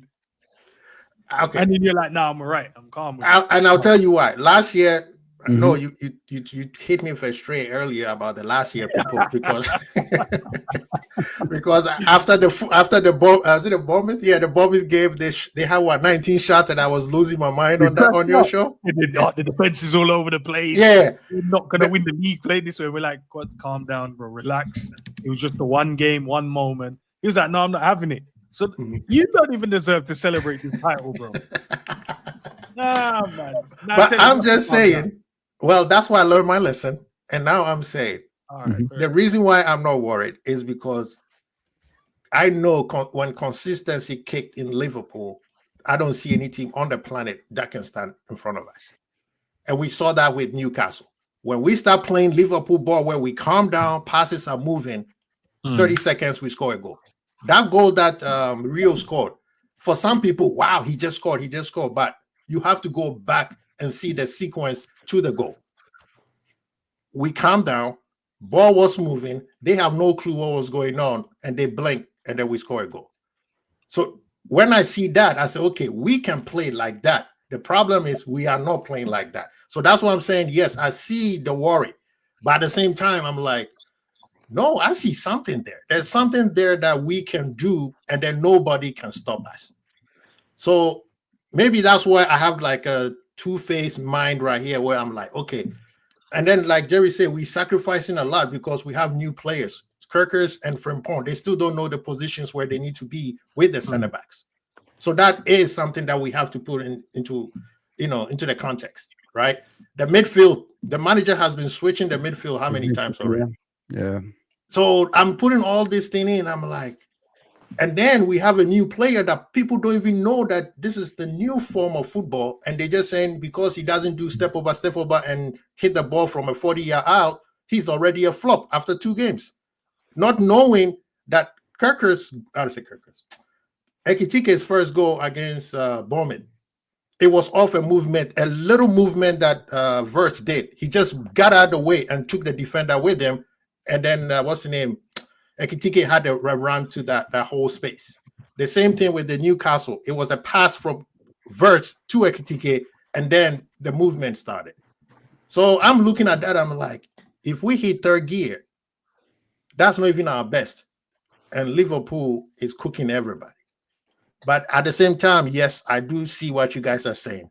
The defensive structure of the team is not where it needs to be. But the thing is, it's 2 different games, guys. You know what I mean? If you look at the Bournemouth game, we only lost goals when the fullbacks came off.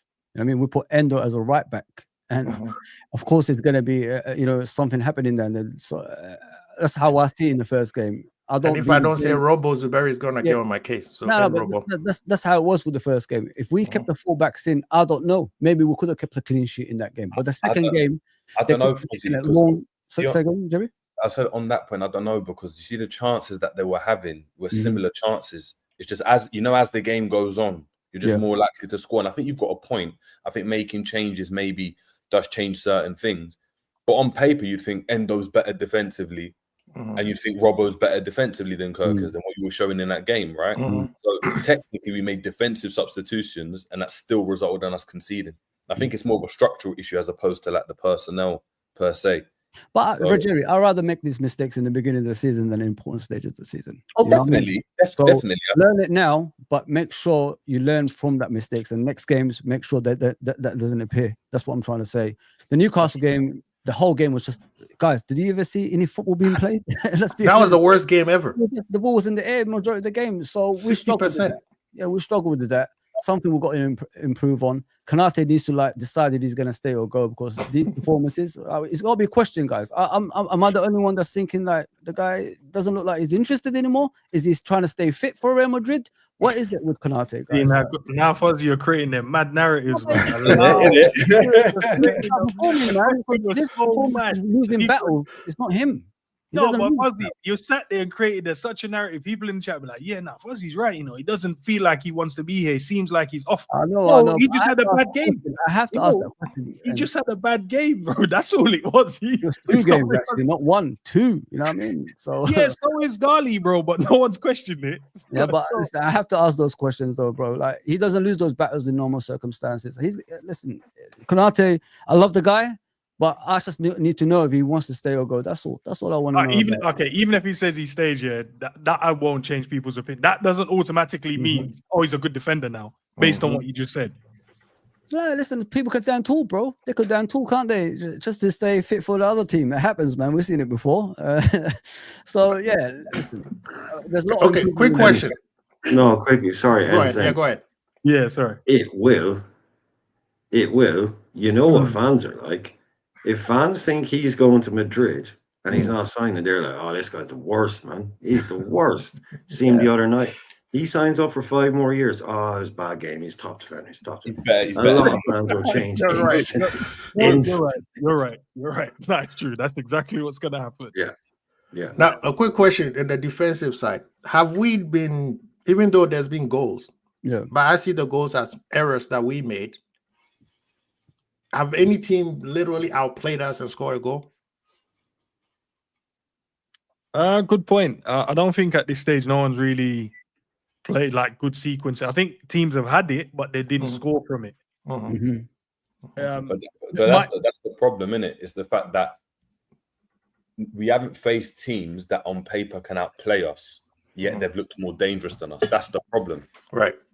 That's the problem, because if you're playing against a team that outplay you, we can sit there like we did against PSG and be like, you know what, they were the better team. You just got popped off the top park, right, all over. But we're watching it and we're like, why are we losing duels? Like, why? Yes. Why have you missed that tackle? Like, why have you missed that? Like, why, Virgil? Why did you run over there in pre-season? Like, why? It's that type of stuff. So when you're looking at it and you're like, why? Like, Nunes, why did you miss that shot? It's that type of stuff that you're going and sitting there and you're like, hold on, something's not wrong, right? And then you go and look at like structurally what we're trying to do, and neither of us know what's going on. Neither of us, like, I don't know. Maybe I'm wrong. I don't want to speak for everyone on the panel, but I know me, Endz, we speak regularly, and we're like, we don't know what the hell's going on. We don't know why we're getting long from kickoff. We don't understand. We don't understand why Kirkes is inverting. I don't understand why Konate didn't win his header. I don't understand why Wirtz is not demanding the ball when he is. They're not passing him the ball. There's so many things I don't understand. And then the pundits, like, just to be honest, and I actually rated Carragher for this, he's putting Slot on the spot. He's like, no, I don't understand. Why have we changed from what won the league? Like, there's been no consistency. It's completely different. And he's going along and trying to beat around the bush. So Carragher don't even know what's going on. The guys that are sitting there are stop. So I don't know what Liverpool are trying to do. I don't know whether we were trying to play at PSG. I don't know whether we were trying to play like Klopp pose when Coutinho was there. We're trying to play like Leverkusen, like PSV did when you were there, or Feyenoord. Sorry, I don't know. I don't know what Liverpool are trying to do, and that's the most confusing thing. Is that we're not dominating games. We're letting teams come into games, but teams aren't dominating us. But it still feels like they've got more like muscle scoring. Yeah. Yeah, it's mad. No, my only problem. I think this is my only problem with the team at the moment structurally. I can't see where the goals come from in terms of the opposition scoring. Like normally, I'm like, good bit of play, and there's a pullback goal. I can see it. I'm like, okay, boys, we could have done better there. That was just a moment where we missed the tackle there. It's like moments when I'm seeing 5 of us back against 2, and they still score. And they still score. I'm like, that is my problem. I'm watching the game going, bro, there's 5 of us back and there's 2 of them and they still scored. That's my main second goal. Like it lives rent free in my head. It's mad. But there's 2 on 5 and he still scores. No, I mean, even the Kirkers, why are you turning your back into a... By the way, that's criminal. You know what I mean? Criminal. In the league, you can't do that, man. What the hell? That for me, listen, the way Konza was treated after a mistake at Ipswich, that treatment, listen, what I'm saying, carnival curse like in full effect. Yeah, he needs to be benched and then reintroduced, man. Reintroduced again. Not for that stuff. Like just your challenges, that your battle. You know, I'm not asking him to. But then again, Jerry, he's won the headers after that. You know what I mean? It's like winning headers. Before that, he did as well. And you know, the thing is, do that. In terms of the game itself, I didn't think Kirkers got outplayed. I mean, people were talking about Elanga had crosses. Yeah, but he was crossing some of them from the halfway line, just sending long balls into there, right? They were doing it. It was a race. They tried on the left side, they tried on the right side, it didn't work. Look at all the chances they created was a long ball. That's just like Jerry saying, or I think it was Endz who said, why do we have all our defensive players back and still somebody makes a mistake in front of the goal and then they score goals? Look at all the goals that was. Bro, it feels like at the moment with Liverpool, we'll have the ball comfortably, and someone just kick it off of someone and will go in. That's how I feel like defensively at the moment. Like it's not goals where you go, do you know what? Great work. Yeah. Lovely little 1-2 there. Good. Little counter attack. You're like, all right, cool, whatever. But there's moments where I'm like, there's 5 of us back against 2. There's enough players, and I'm like, someone just put a foot in and win the ball. And then I watch us on the other end go on a counter attack, and then they're like delaying the pass, or they're second guessing where I should go next, or picking the wrong guy. And I'm like, can we not score these goals? But this is the point, Endz. We're doing that, right? But then when we're in build-up, we're rushing the passes when we should be keeping it calm. Exactly. And I'm like, hold on, Konate, why have you just booted it? Why have you just kicked it? We're keeping it. Why have you just done that? And you just and you're looking at his face, and he's just like out of it, just looking into space. There, Maybe the Fuzzy's point, he's trying to go Madrid. And not only that, guys, you don't like to defend free kicks, but you give free kicks away consistently. Like, I don't understand that either. Like, it's too many stuff that doesn't work. I don't know. It's just it's weird things. Too many things that's happening that you don't want to defend against, but you keep doing. You're losing possession every single time. You're giving free kicks away every single time. But when it comes to the defensive side, you don't like to be in that position. It's weird. It's very, very. Bringing back the positive just quickly, Jay. Yeah, because the fact that we scored 3 and we scored 4 in it, and right now the team is not settled yet, but they're still winning games of football. Which is so there's so much things we can see going wrong, but they're still picking up results. Obviously, we can't go the whole season like this. We're looking at the long game. Yeah, we're looking at the long game. You can look at it and be like, Liverpool are playing poorly and they're still scoring 100%. Yeah. So positive, we're still winning games and we're still. My biggest thing is I just don't know is this Slot's instruction to play like this, or is it the players not following his instruction? That's all I think. I felt like Slot was like proper ruthless. So like if someone's not following instruction, all right, you're off in it. You're just not going to play. Like with Konza, there's clearly he didn't like something. That's the best example I can use. I have a question for that. Fuzzy, real quick, based on what Jerry said, real quick.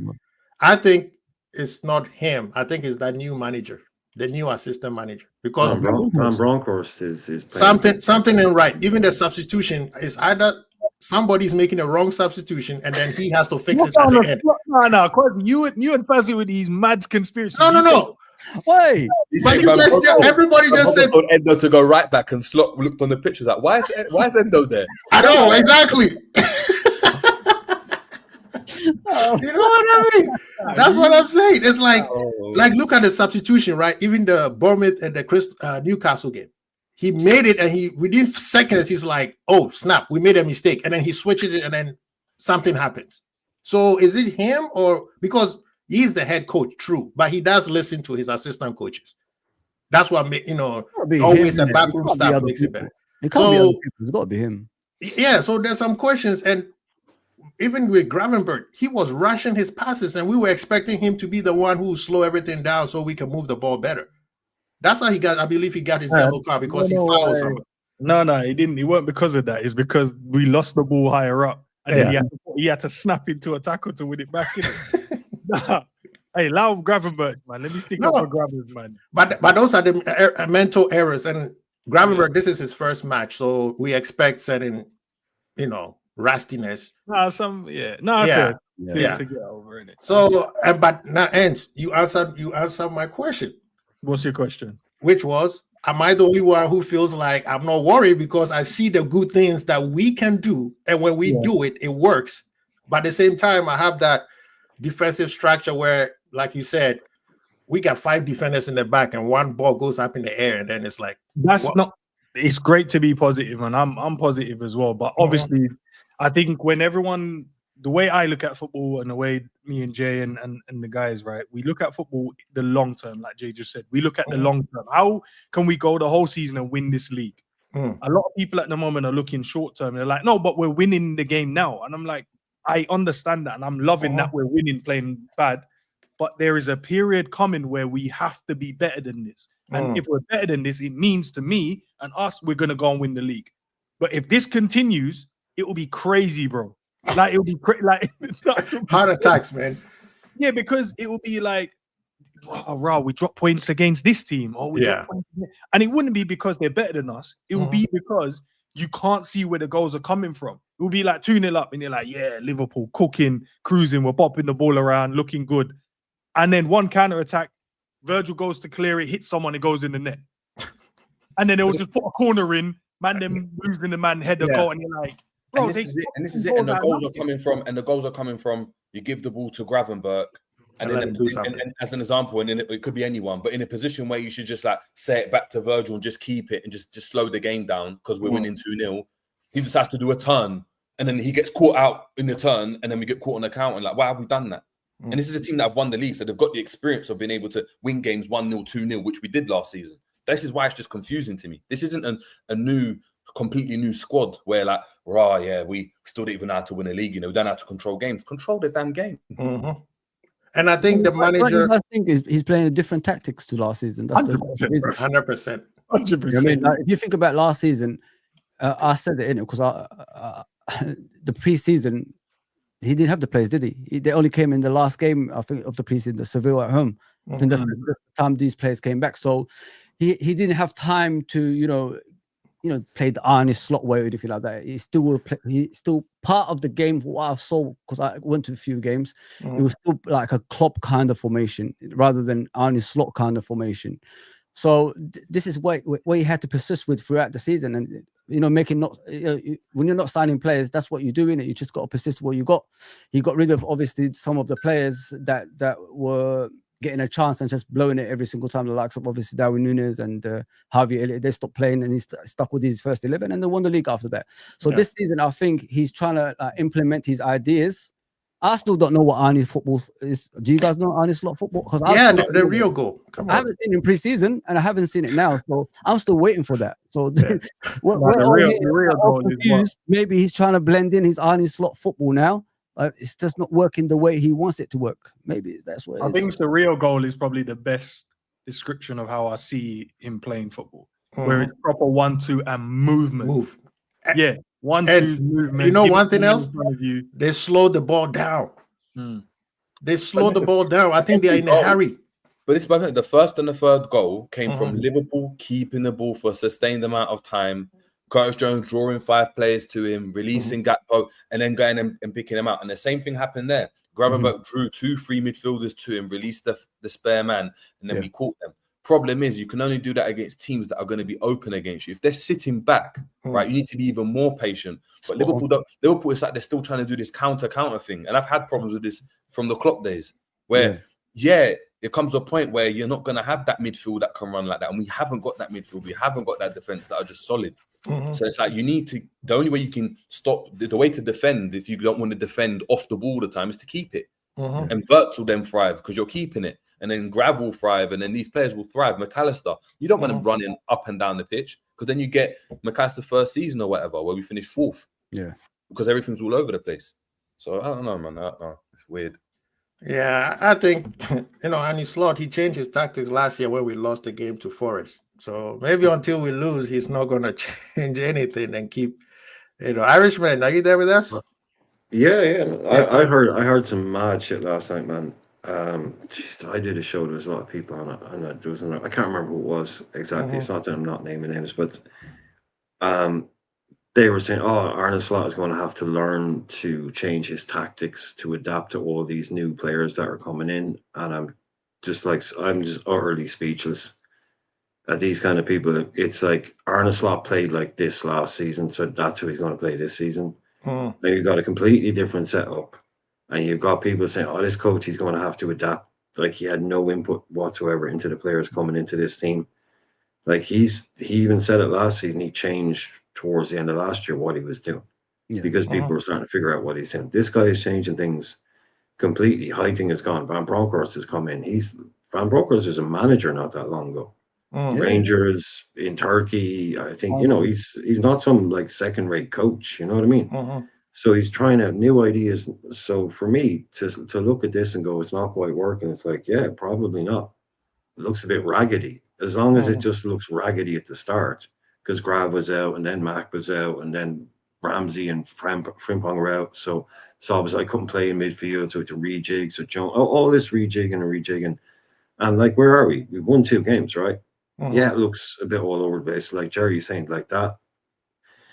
That Semenyo goal for Bournemouth is just, I haven't seen anything like that in a long time. It was almost like it was told it's like tag rugby or something.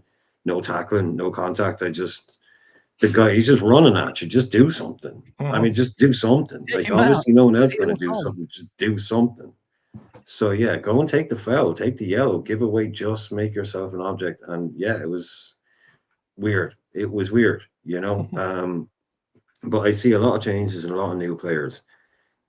I was just thinking when you guys were talking earlier on about the way we are, it's like, it's kind of Brendan Rodgers-y, isn't it? It's like in terms of the raggedness at the back. Right. That's exactly what we were saying.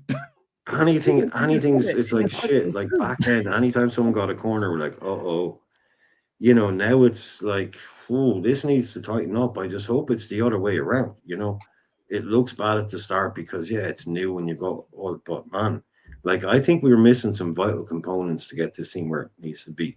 Number one, Adam Wharton, right? If it ain't Adam Wharton, the next best thing, but a guy that can do what he does. I don't know. I think that's the long term where we've got one guy on our list and we're only going to do it. And Wharton is next year because that to me is a big, huge, obvious gap in our team. Right. You substitute Endo for a Wharton. That to me makes a huge difference to how we want to play and how we want to go forward. But okay, we're not doing that for some reason. Grav can do that role for a while. Cool. But there's a couple of big pieces missing. Like you're talking long term, 2 years. I think this squad is, if they get Isak and they get Guehi, I still think it's only 90% where they want it to be. I think it's still there's a Wharton type player to go into that team. And I am a bit disappointed we didn't do that this year, because that would really make a big difference to us, especially in big European games. If Bournemouth can run through us with Semenyo like that, can you imagine what PSG will do to us? If we play in PSG, can you imagine what they'll do to us? Yeah, we need to get better before we play them teams. Brother. Yeah, come on. But quick question though. With everything that going on, don't you guys think that playing Arsenal actually suit the way we play compared to Newcastle? Because Newcastle didn't play football. Jerry, let's be honest. The ball was on the ground 40%, and we had 60% of that 40%. very true, and I think it might suit us. The problem is if we have struggled, Bournemouth didn't play like that, and neither did Crystal Palace. Really, they didn't it wasn't like that. If we can't control games against them and try dominate the midfield against them, Arsenal will most certainly dominate the midfield, or try to anyway. They'll have a higher success. My biggest thing is like, I feel with the signing of Gyökeres now, it's actually playing with the way we plays into their hands, because Gyökeres, if you look at the goal, the one goal he scored out of in open play was him when they've put a ball over the top because Leeds are chasing the game after being 3-0 up or 2-0 up or whatever it is, and there's space in behind and he attacks, right? If Gyökeres has space in behind, you saw what he even done to City in the Champions League. Space, he eats it and he will love that. Madueke will love it. Eze's played in a system like that as well. They'll love it. That's the biggest problem. If they had Havertz, if they were trying to still play their certain way, it might be a bit easier because the football's in front of all of these players, right? Right. They've got a spin in behind and we're running. We're going to have that same problem. We're going to still have runners in behind. They're still going to stretch the game. And the onus isn't going to be on them to have to come out and play because they're away. So they're going to be like, all right, let's get a set piece, as the Irishman said. They love their set pieces. All right, let's get a set piece. If they get that one set piece and then Liverpool have to come out, game over. They're just going to hit us in the counter, and that's Gyökeres' game. We're playing into his hand.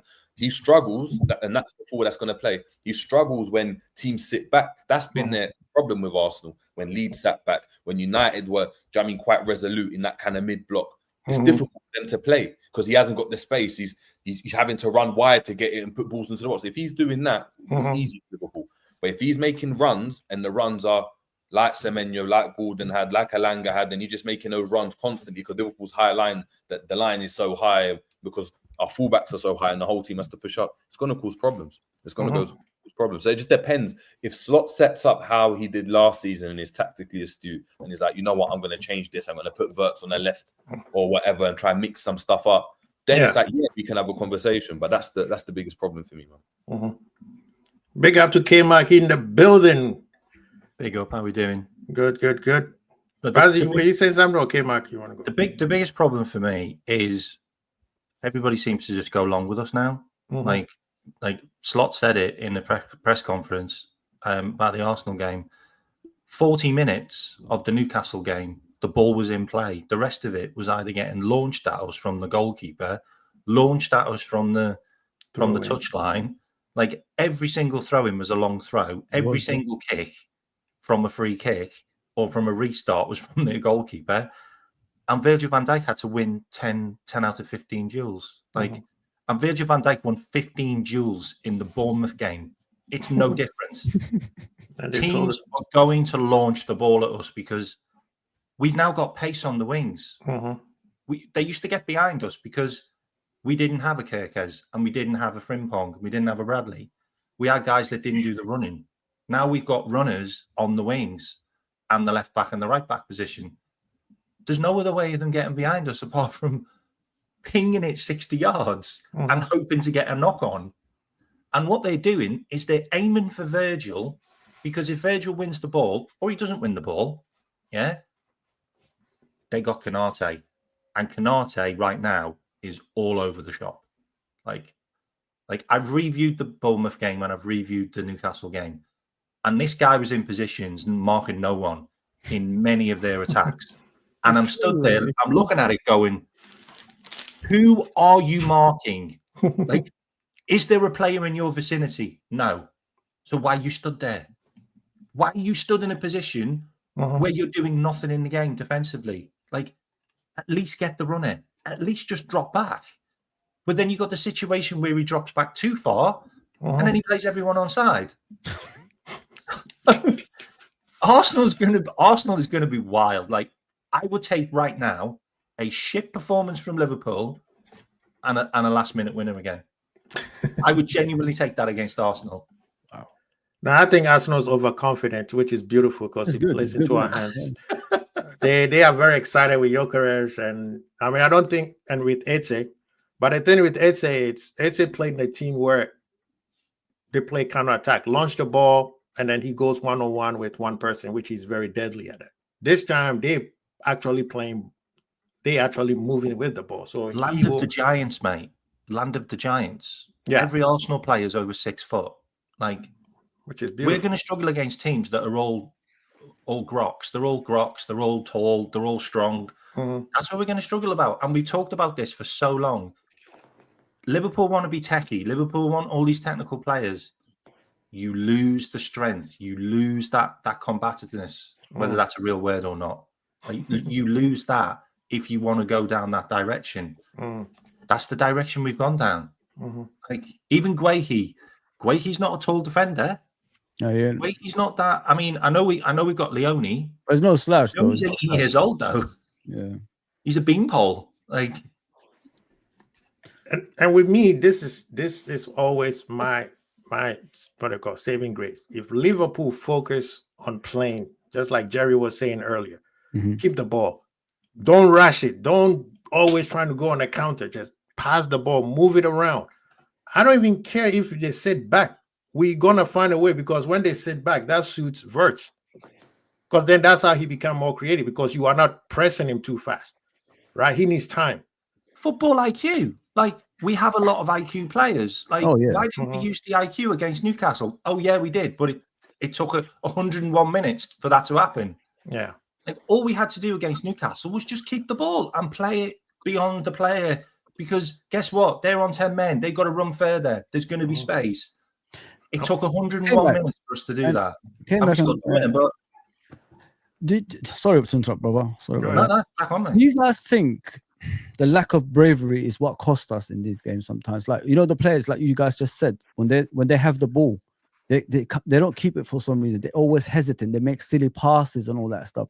I don't think even the head coach said it. I remember. I'm sure you guys. He said we've got to be street smart, win fouls and things like that. I don't think we do enough of that. Each time we got the ball, we're panicking. The opponent gets the ball and they start attacking. Why don't we ever use our body in an angle that we could get a foul out of it or something like that? We don't do that enough. I think it's just like what Arne Slot said. We've got to be street smart in order for us, to not lose the battles and not lose possession in important areas. That's how I see it anyway, guys. I don't think we put ourselves in a good place when we've got the ball as well. We've got to improve in that, in my opinion. Too honest. That's it. Honest. That's what he said. It was too honest. Liverpool have been too honest for too long. Yeah, it's true. Like, I think also the reason why 2 goals happen and you concede, that's complacency.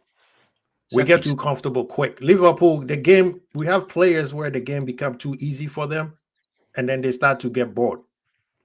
So a lot of times, I like when Liverpool play teams that are very, very good, because our focus tends to stay a little bit longer. If Arsenal is going to beat Liverpool, they have to try to make the game boring. Then Liverpool shuts off. If they make it exciting, they lose it from 15 minutes. And I said the same thing against Newcastle. Everybody's like, oh, what do you mean? I said, no.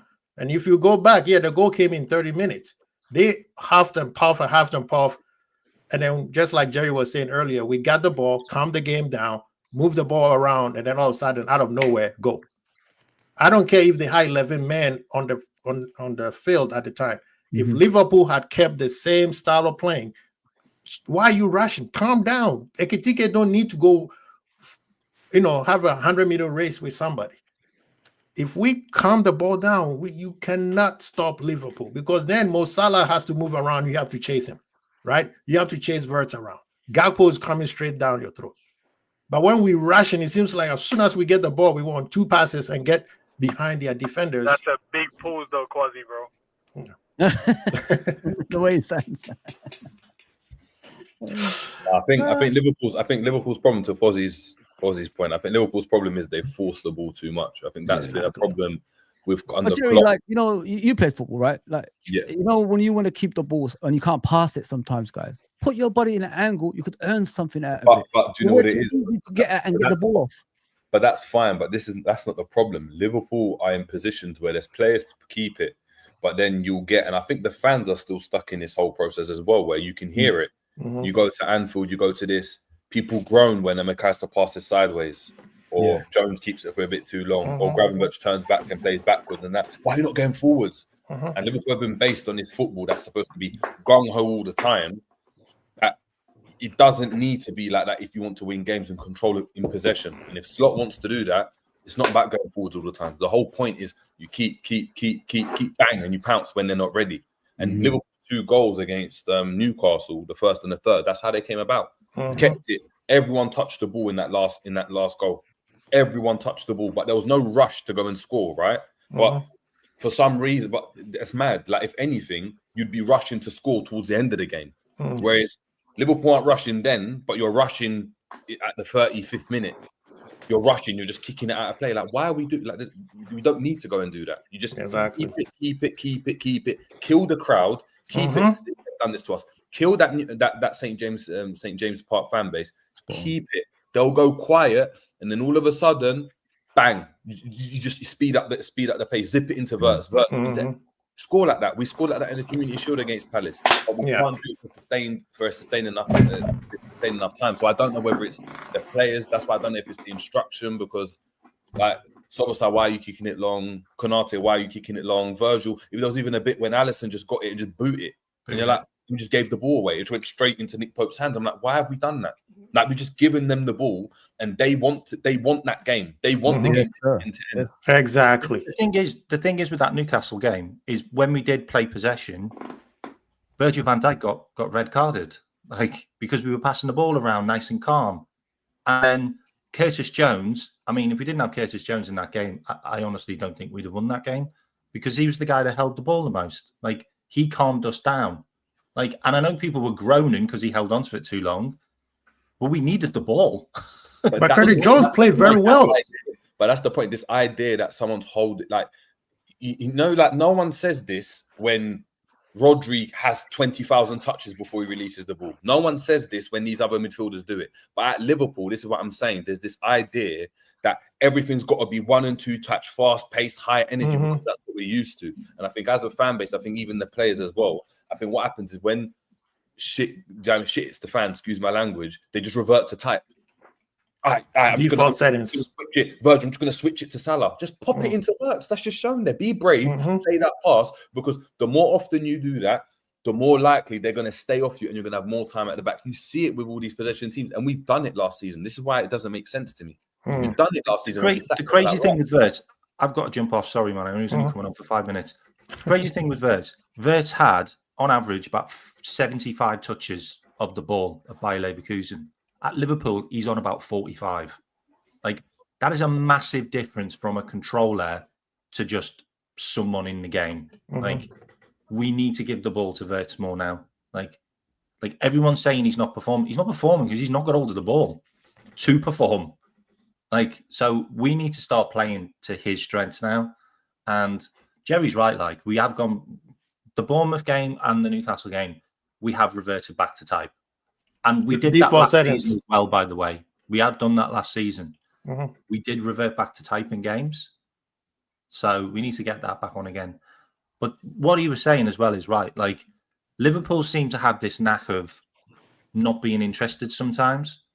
And if you look at some of the games, well, we had to score a third goal to win against Bournemouth.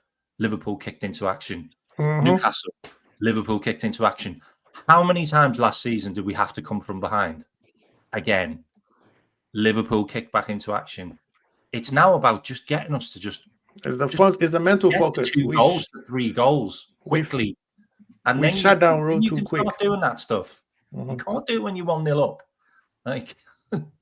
No, the thing is, it's the big up yourself, K-Mac. Thank you for coming in. People, K-Mac's channel, please go check him out. Thank you so much, sir. Yeah, man. I mean, Endz, are you there?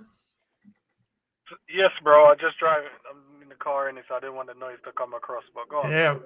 Yeah. We don't want you to crash, man. I know you got a limo, so I don't know why you're talking about. Now I'm in the back, man. I got the chauffeur, bro. You know what I mean? We know you got a limo service, you know, Uber Black Tie or whatever they call it. But before we get out of here, man, what do you think Liverpool should do and not do against Arsenal on Sunday? What should we do? Keep the ball more. Stop giving it away. Can we just string at least 10 to 15 passes together without forcing it? And can we just concentrate on the game, bro? Like, focus on our man v man defending it, if that's what we're going to go into the game and do. Instead of going, oh yeah, I think I'm superior to this guy, so I'm all right. And then I trust Alisson. Alisson's got too much to do right now, bro, because his brother can't get a clean sheet to save his life because of the stupidity he's going to do it. Yeah. Like, he's too good of a goalkeeper not to get clean sheets. Thank you. I've been saying it. He's way too good not to get clean sheets. Mm-hmm. And then things that, what did I say? Things we should do, shouldn't do. Mm-hmm. I don't even know, man, because Arsenal are going to try and do their thing. I'm with Joe. They're going to try and dominate the midfield, and they're able to keep it. They got a player in Zubimendi that can keep it. Declan Rice isn't scared to run and tackle and shoot and do his thing. That I think probably not give away too many set pieces as well. I'll add that part as well. Yeah. But what we should do is just trust the guys, man. Trust Florian Wirtz. Give it to him in the tight spaces as well. Trust him to bring the game to Arsenal instead of going wide and then giving him like a touch and using him as just a pivot. No, use him as the main guy in the team. Use him as the 10. We're the only one that's decided to go over 10 and not use the 10. And I know it's only 2 games in, but it's mad. Like, we got a 10 and we're just like, nah, we're just gonna miss him out. Yeah. We're just gonna no, pass it to him so he can create. You not watch this guy, and that's what I'm saying. You watch him play for Leverkusen. You watch what he was about. You watch how many chances and goals he scores. You watch how easy it is for him to dribble past people. And then we're like, nah, we're just gonna miss him out. We're not even gonna use him. Yeah. And then Arne slide the cheek, say, yeah, man, Ekitike, he's got to get his fitness level up and blah blah blah. But I'm like, yeah, the reason why the brother has to get his fitness level up because you got him sprinting channels, bro. Because we keep knocking it into just play it nice and short, keep it simple, and then now you can play him into the final third. Now you can use his strengths because him 1v1 is bro. He's gonna cook some defenders. Exactly. Now because he's not like a normal striker, bro. It's mad. He's like a hybrid striker. He can beat you with skills, but he gets his chance. He's gonna bury it as well. Right. We just need to fix up, man. That's all it is, man. I As agree. I said, we're looking at it long term. We're not looking at it short term. Yeah. I think short term, Liverpool win games of football, but will it get us the title? I don't know, based on the way we're playing, and that's the long term vision. I think most people are looking at it from a short term standpoint because they're just like, as long as we're winning, who cares? Yeah, which is not sustainable. Yeah, man, but that's my piece, bro. Thank you so well. Jerry, same question, man. What should we do and what we shouldn't do? Keep it simple. Play Jones wherever possible. In my opinion, I think Zuberi's going. You and Zuberi are total opposite. Yeah, total opposites. But play Jones wherever you can. The more you play him, the more you'll get used to it. The more you'll keep it. The more you will have possession of the ball. You use Wirtz more. I'd play Robbo over Kirkes right now. I would. I think I'd just give him time in it. Just like Kirkes, there'll be loads of time. Robbo's here. You might as well use him in it. There's no point forcing the thing if it's not working out. Not to say it won't work out, but at this moment it won't. Well, Jerry, don't you want him to play in these type of games? Not if he's not ready. Not if you can't handle it. Like if he can handle it, then great. But if he can't, he's shown that in a big game against his former club, he couldn't do it. And against St. James's, he made that mistake. And the thing is, he had a better game than he did against Bournemouth all round, right? But that just, unfortunately, as a defender, that's what happens, right? As centre-backs, defenders, you could have 9 out of 10 good challenges, but the one time the striker puts it through your legs and slaps it into the top corner and it's your fault, or you lose your mark, that's just the goal. That's just the game. Whereas the striker's the opposite. Striker can have missed 10 chances in the game, but score the winning goal when he's the hero. So ultimately, if he can handle it, great, but I don't think he's handling it well right now. I'm looking at Verge, and Verge looks like he's ripping his hair out when he's talking to Kirkes. That he's getting annoyed. You can see him shouting, telling him to push up, drop off. Like Kirkes doesn't know where he is. So if you need some stability, I'd go back to having some stability. That remember, Robbo's a title with the double 2-time title. I know that. Bro. But I just think these are the type of games. These players have to step up and they got to perform. I mean, there's no mistakes in this game. He needs to show us like he can perform in this level. That's why I don't want him. Would you if so? Put it hypothetically, not saying it will happen, but let's say Kirkes comes in, another mistake down his side. He goes and misses a clearance. What do you do then? Because then the pressure, that's my point, because then the pressure builds up, you couldn't do it there. So I'm saying if he's not ready mentally, and obviously Slot will know, but if he thinks he's not ready for it, put Robbo in, because Robbo's had it all. He's had the ups, he's had the downs, he's had the lows. Whether he plays well or doesn't, it really doesn't matter. But it gives Kirkus a chance to breathe and understand the system a bit more if he's not understanding it. So we'll see. What else? Things I wouldn't do. That's things I would do. Things I wouldn't do. I said I wouldn't play. I wouldn't play Kirk. I wouldn't start Kirkus. I would give some minutes to Leone. I'd want to see what he's about if we can. Like, not to say start the game, but I'd want to see maybe what he's about, because I like his profile in terms of his size, his build. I like him. I want to see what he's about, because I have never seen him play, so it will be interesting to see. We should. We should just make sure we get Wirtz involved. I think that's the biggest one. I think get Wirtz involved. I want to see him step up a bit more. I want him to show a bit more. Like isn't him as well. Like, it's like everybody's blaming the passes to him, but what about him? What does he have? As well? That's my point. Is two things. It's like, people are not passing to him, but when you're that number 10, you go and look at the 10s about the proper 10s. From your Platinis and them people to your Maradonas, they've all got arrogance about where you are. Give me even Cole Palmer now. Give me the damn ball. I want it now. I'm coming to get it, and you're giving it to me, and I'm out, and I'm going to do something. Neymar, you go and look at the goal. He's got a broken ankle. He's like, give me the ball off the centre back, and he goes in the World Cup, beats. Sorry, Jerry, I'm not on Neymar. Man, I mean, ridiculous. Where broken ankle, he still give me the ball. I'm going to try to do something. I want that arrogance with Wirtz, and it looks like he's a bit shy. Like, he's like, okay, well, if you don't give it to me, I don't mind. Like, I don't want to see that. I want you to remember you're supposedly the best player in the team, right? Arguably, show us, innit? Show us that you're that guy. Show us why we shouldn't revert to just using Salah again, because Salah right now, we're not using him, right? We're not making the best use out of Salah, because Salah can't do the link up, and he's playing a different way, isn't he, Jerry? He's playing a completely different way. It's a similar when Darwin and all them came. Remember, he was a touchline winger kind of thing. Like, similar. The only thing is now is that Salah lacks the pace, and even when he gets it 1v1, he doesn't attack his man anymore. He cuts back in. So it's like, now you can't even say, all right, let's change up and let's just feed Salah, and he's gonna. No, we're gonna have to go back to what we were doing before, which is keep it on the left and switching it to Salah and hoping Salah gets loads of chances. But then Ekitike is not going to thrive, and Ekitike wants to be in the box. And so there's all these components. Do you know what I mean? Like, I remember the header. I don't know if it was Community Shield, but after Ekitike scored, there was a cross that Gakpo did to the back post, and Ekitike headed over the bar, and Salah got annoyed that Ekitike was in his face. And it's like, that's why I want my striker, not necessarily my winger. Exactly. That ball to the Salah in it. The Salah wants to get his.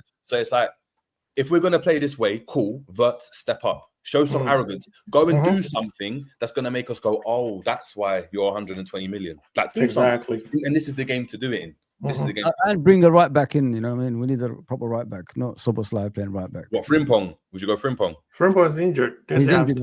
I thought it was just a little... They said till after international break. After international. That's what they said. Yeah. So I would rather have Szoboszlai over there than Bradley. Bradley's he's still rusty. You know, the mistake he did at Newcastle. You want Szoboszlai there still? Yeah.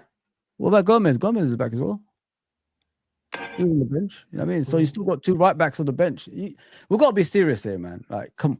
No, but Szoboszlai plays well. You cannot. You can right back position now. You know true, what I mean? but you have sometimes you just have to use what works right now, and then after the break, then you focus on that, because you put Bradley there and he gets cooked and he start making those rash mistakes like he did at Newcastle.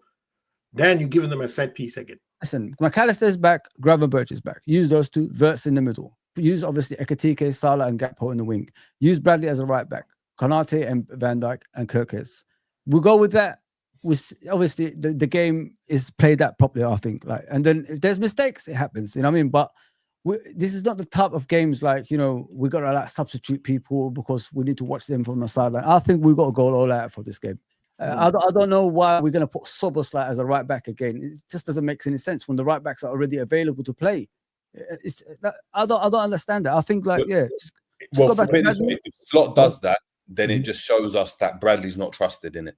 Yes, exactly, mate. If Szoboszlai plays at right back in the next game, it shows to us that then don't play Bradley at all. Yeah. Gomez, they're not trusted, and it goes back to the same issue we had last season. Exactly, which is man. Trust the squad. We've got to take this seriously, man. This game is very important, man. Just go with the right formation, right players, and then obviously we've got to try and win that game. There's no more, like, you can't do things like that, man. Listen, we got away with it with the Newcastle game. We still conceded 2 goals, by the way. this game, we've got to find a way to stop conceding goals and go with it. Fuzzy, the goals that was conceded had nothing to do with the fullbacks. Still conceded, man. I mean, well, the other fullback who didn't jump. Fullbacks know where to be they know where to position themselves in the pitch, right? If you're a defender, you know how to get around the centre back if he's going to lose a battle. That's what I'm trying to say. Things like that. They know the position better than obviously the midfielder that's playing there. So, yeah, I would go with that. I would go obviously the team I said: Alisson, Bradley, Konate, Van Dijk, Kirkes, Gravenberch, McAllister's back. They said today, so he's back in the midfield and play Verts. But are they fit though? Just like Pops is saying, and if they're not fit, why are you forcing them? McAllister's fit.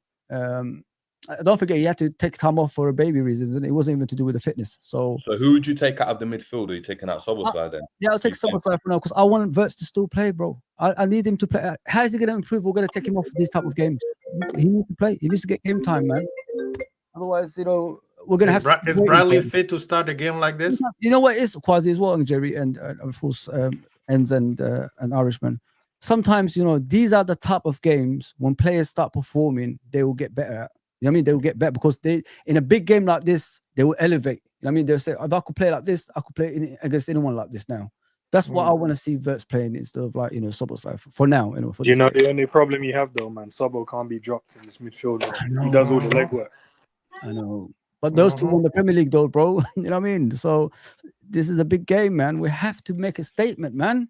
We have to. Irishman, man, what are you saying? What we do and what we shouldn't? What we do, what we shouldn't. I think battles. Look, I think if they come, I think they're going to go man for man, press high. They're not. I don't see them sitting in. So I think it could become a game of battles. Virgil van Dijk will be relishing this Gyökeres challenge. So if you go kind of man for man across the pitch, I think if you can just win our individual battles, then obviously we'll win the game. But I think it might be coming down to a bit of that, because we can't stop them getting a ton of set pieces, but we do have to be prepared for it. And this is going to be one of the tougher ones, man. This team ain't quite clicking yet. Does it click against Arsenal at home? I'm not massively confident that it does, because I don't think they can change the cracks and the weaknesses overnight. I think this could be a tough one. This could genuinely be a difficult one. So what not to do? Get sloppy, give away stupid set pieces, not concentrate in the box when they do have set pieces. That help. Other than that, but just what we can do.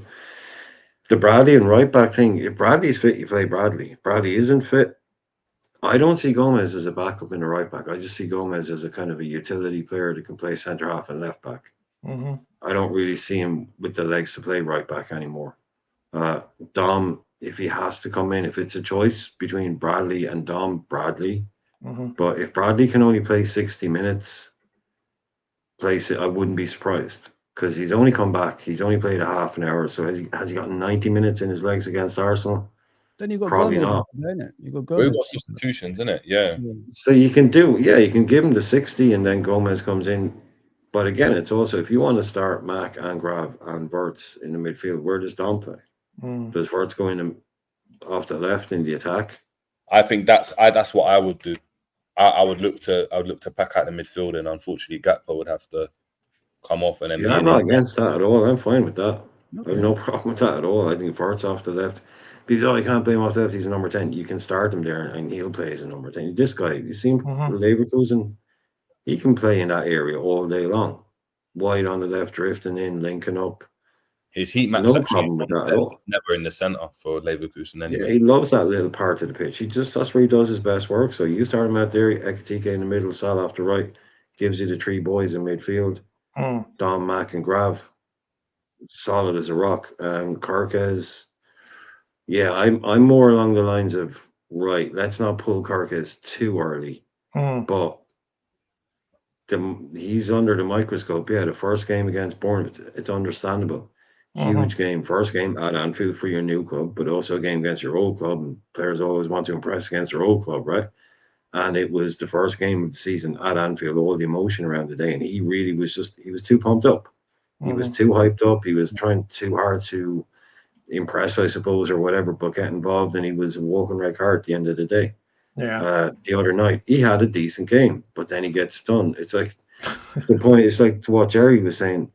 You can have good games, but if you're always at the scene of the crime when something goes down, you're in trouble then, because you could have had a good game, but it was you that got beat for the goal, or it was you that gave the ball away, or it was you that did that. You know, it's the microscope is on him. But I look, I've no problem with the guy. I wish Robbo was 2 years younger.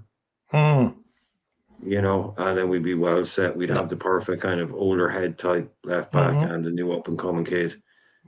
So yeah, no. He's going to be looked at. Yeah, I think he does have to up his performances, but I think he's also played quite well and just made a couple of high profile kind of errors. I'm gonna say, like the Bournemouth thing, it was just like, okay, I'm taking you off, kid, because you're going to get yourself sent off here. Yeah. You know, more than anything else, it was just you're just kind of out of control a little bit. But then, you know, the Newcastle game, he calmed down. He was more measured. He wasn't rashing on tackles. Do you know what my problem is with Kirk? There's the biggest one, right? And I know you spoke about saying that Lango's crossing it from the halfway line and stuff, which is fine, right? But I recall 3 or 4 times where Langer got to the byline, put a cross in, and Joe Linton missed it, or Gordon missed it, or this person missed the header. I then share the centre back, twist him up left, right, and centre inside the box, and put a cross in.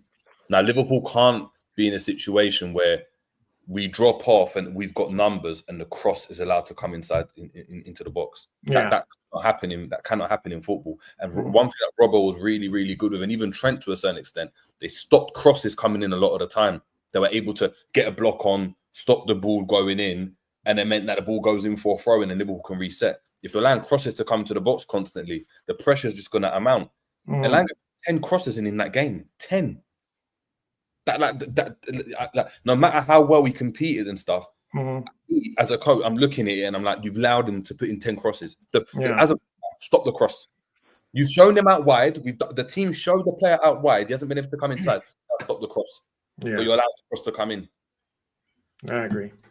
It even means Verge clears it, but then the second ball's there. You can just get one random Rice decides to run onto it and hit it, and it goes in, and it's like, oh, you can talk about the clearance, but if you stop the cross, Virgil doesn't have to clear it whilst he's backing up and battling Gyökeres. Do you know what I mean? These are things that I'm thinking about, and I don't know. Maybe look, I don't know. I think we're giving up on Robbo a bit too early.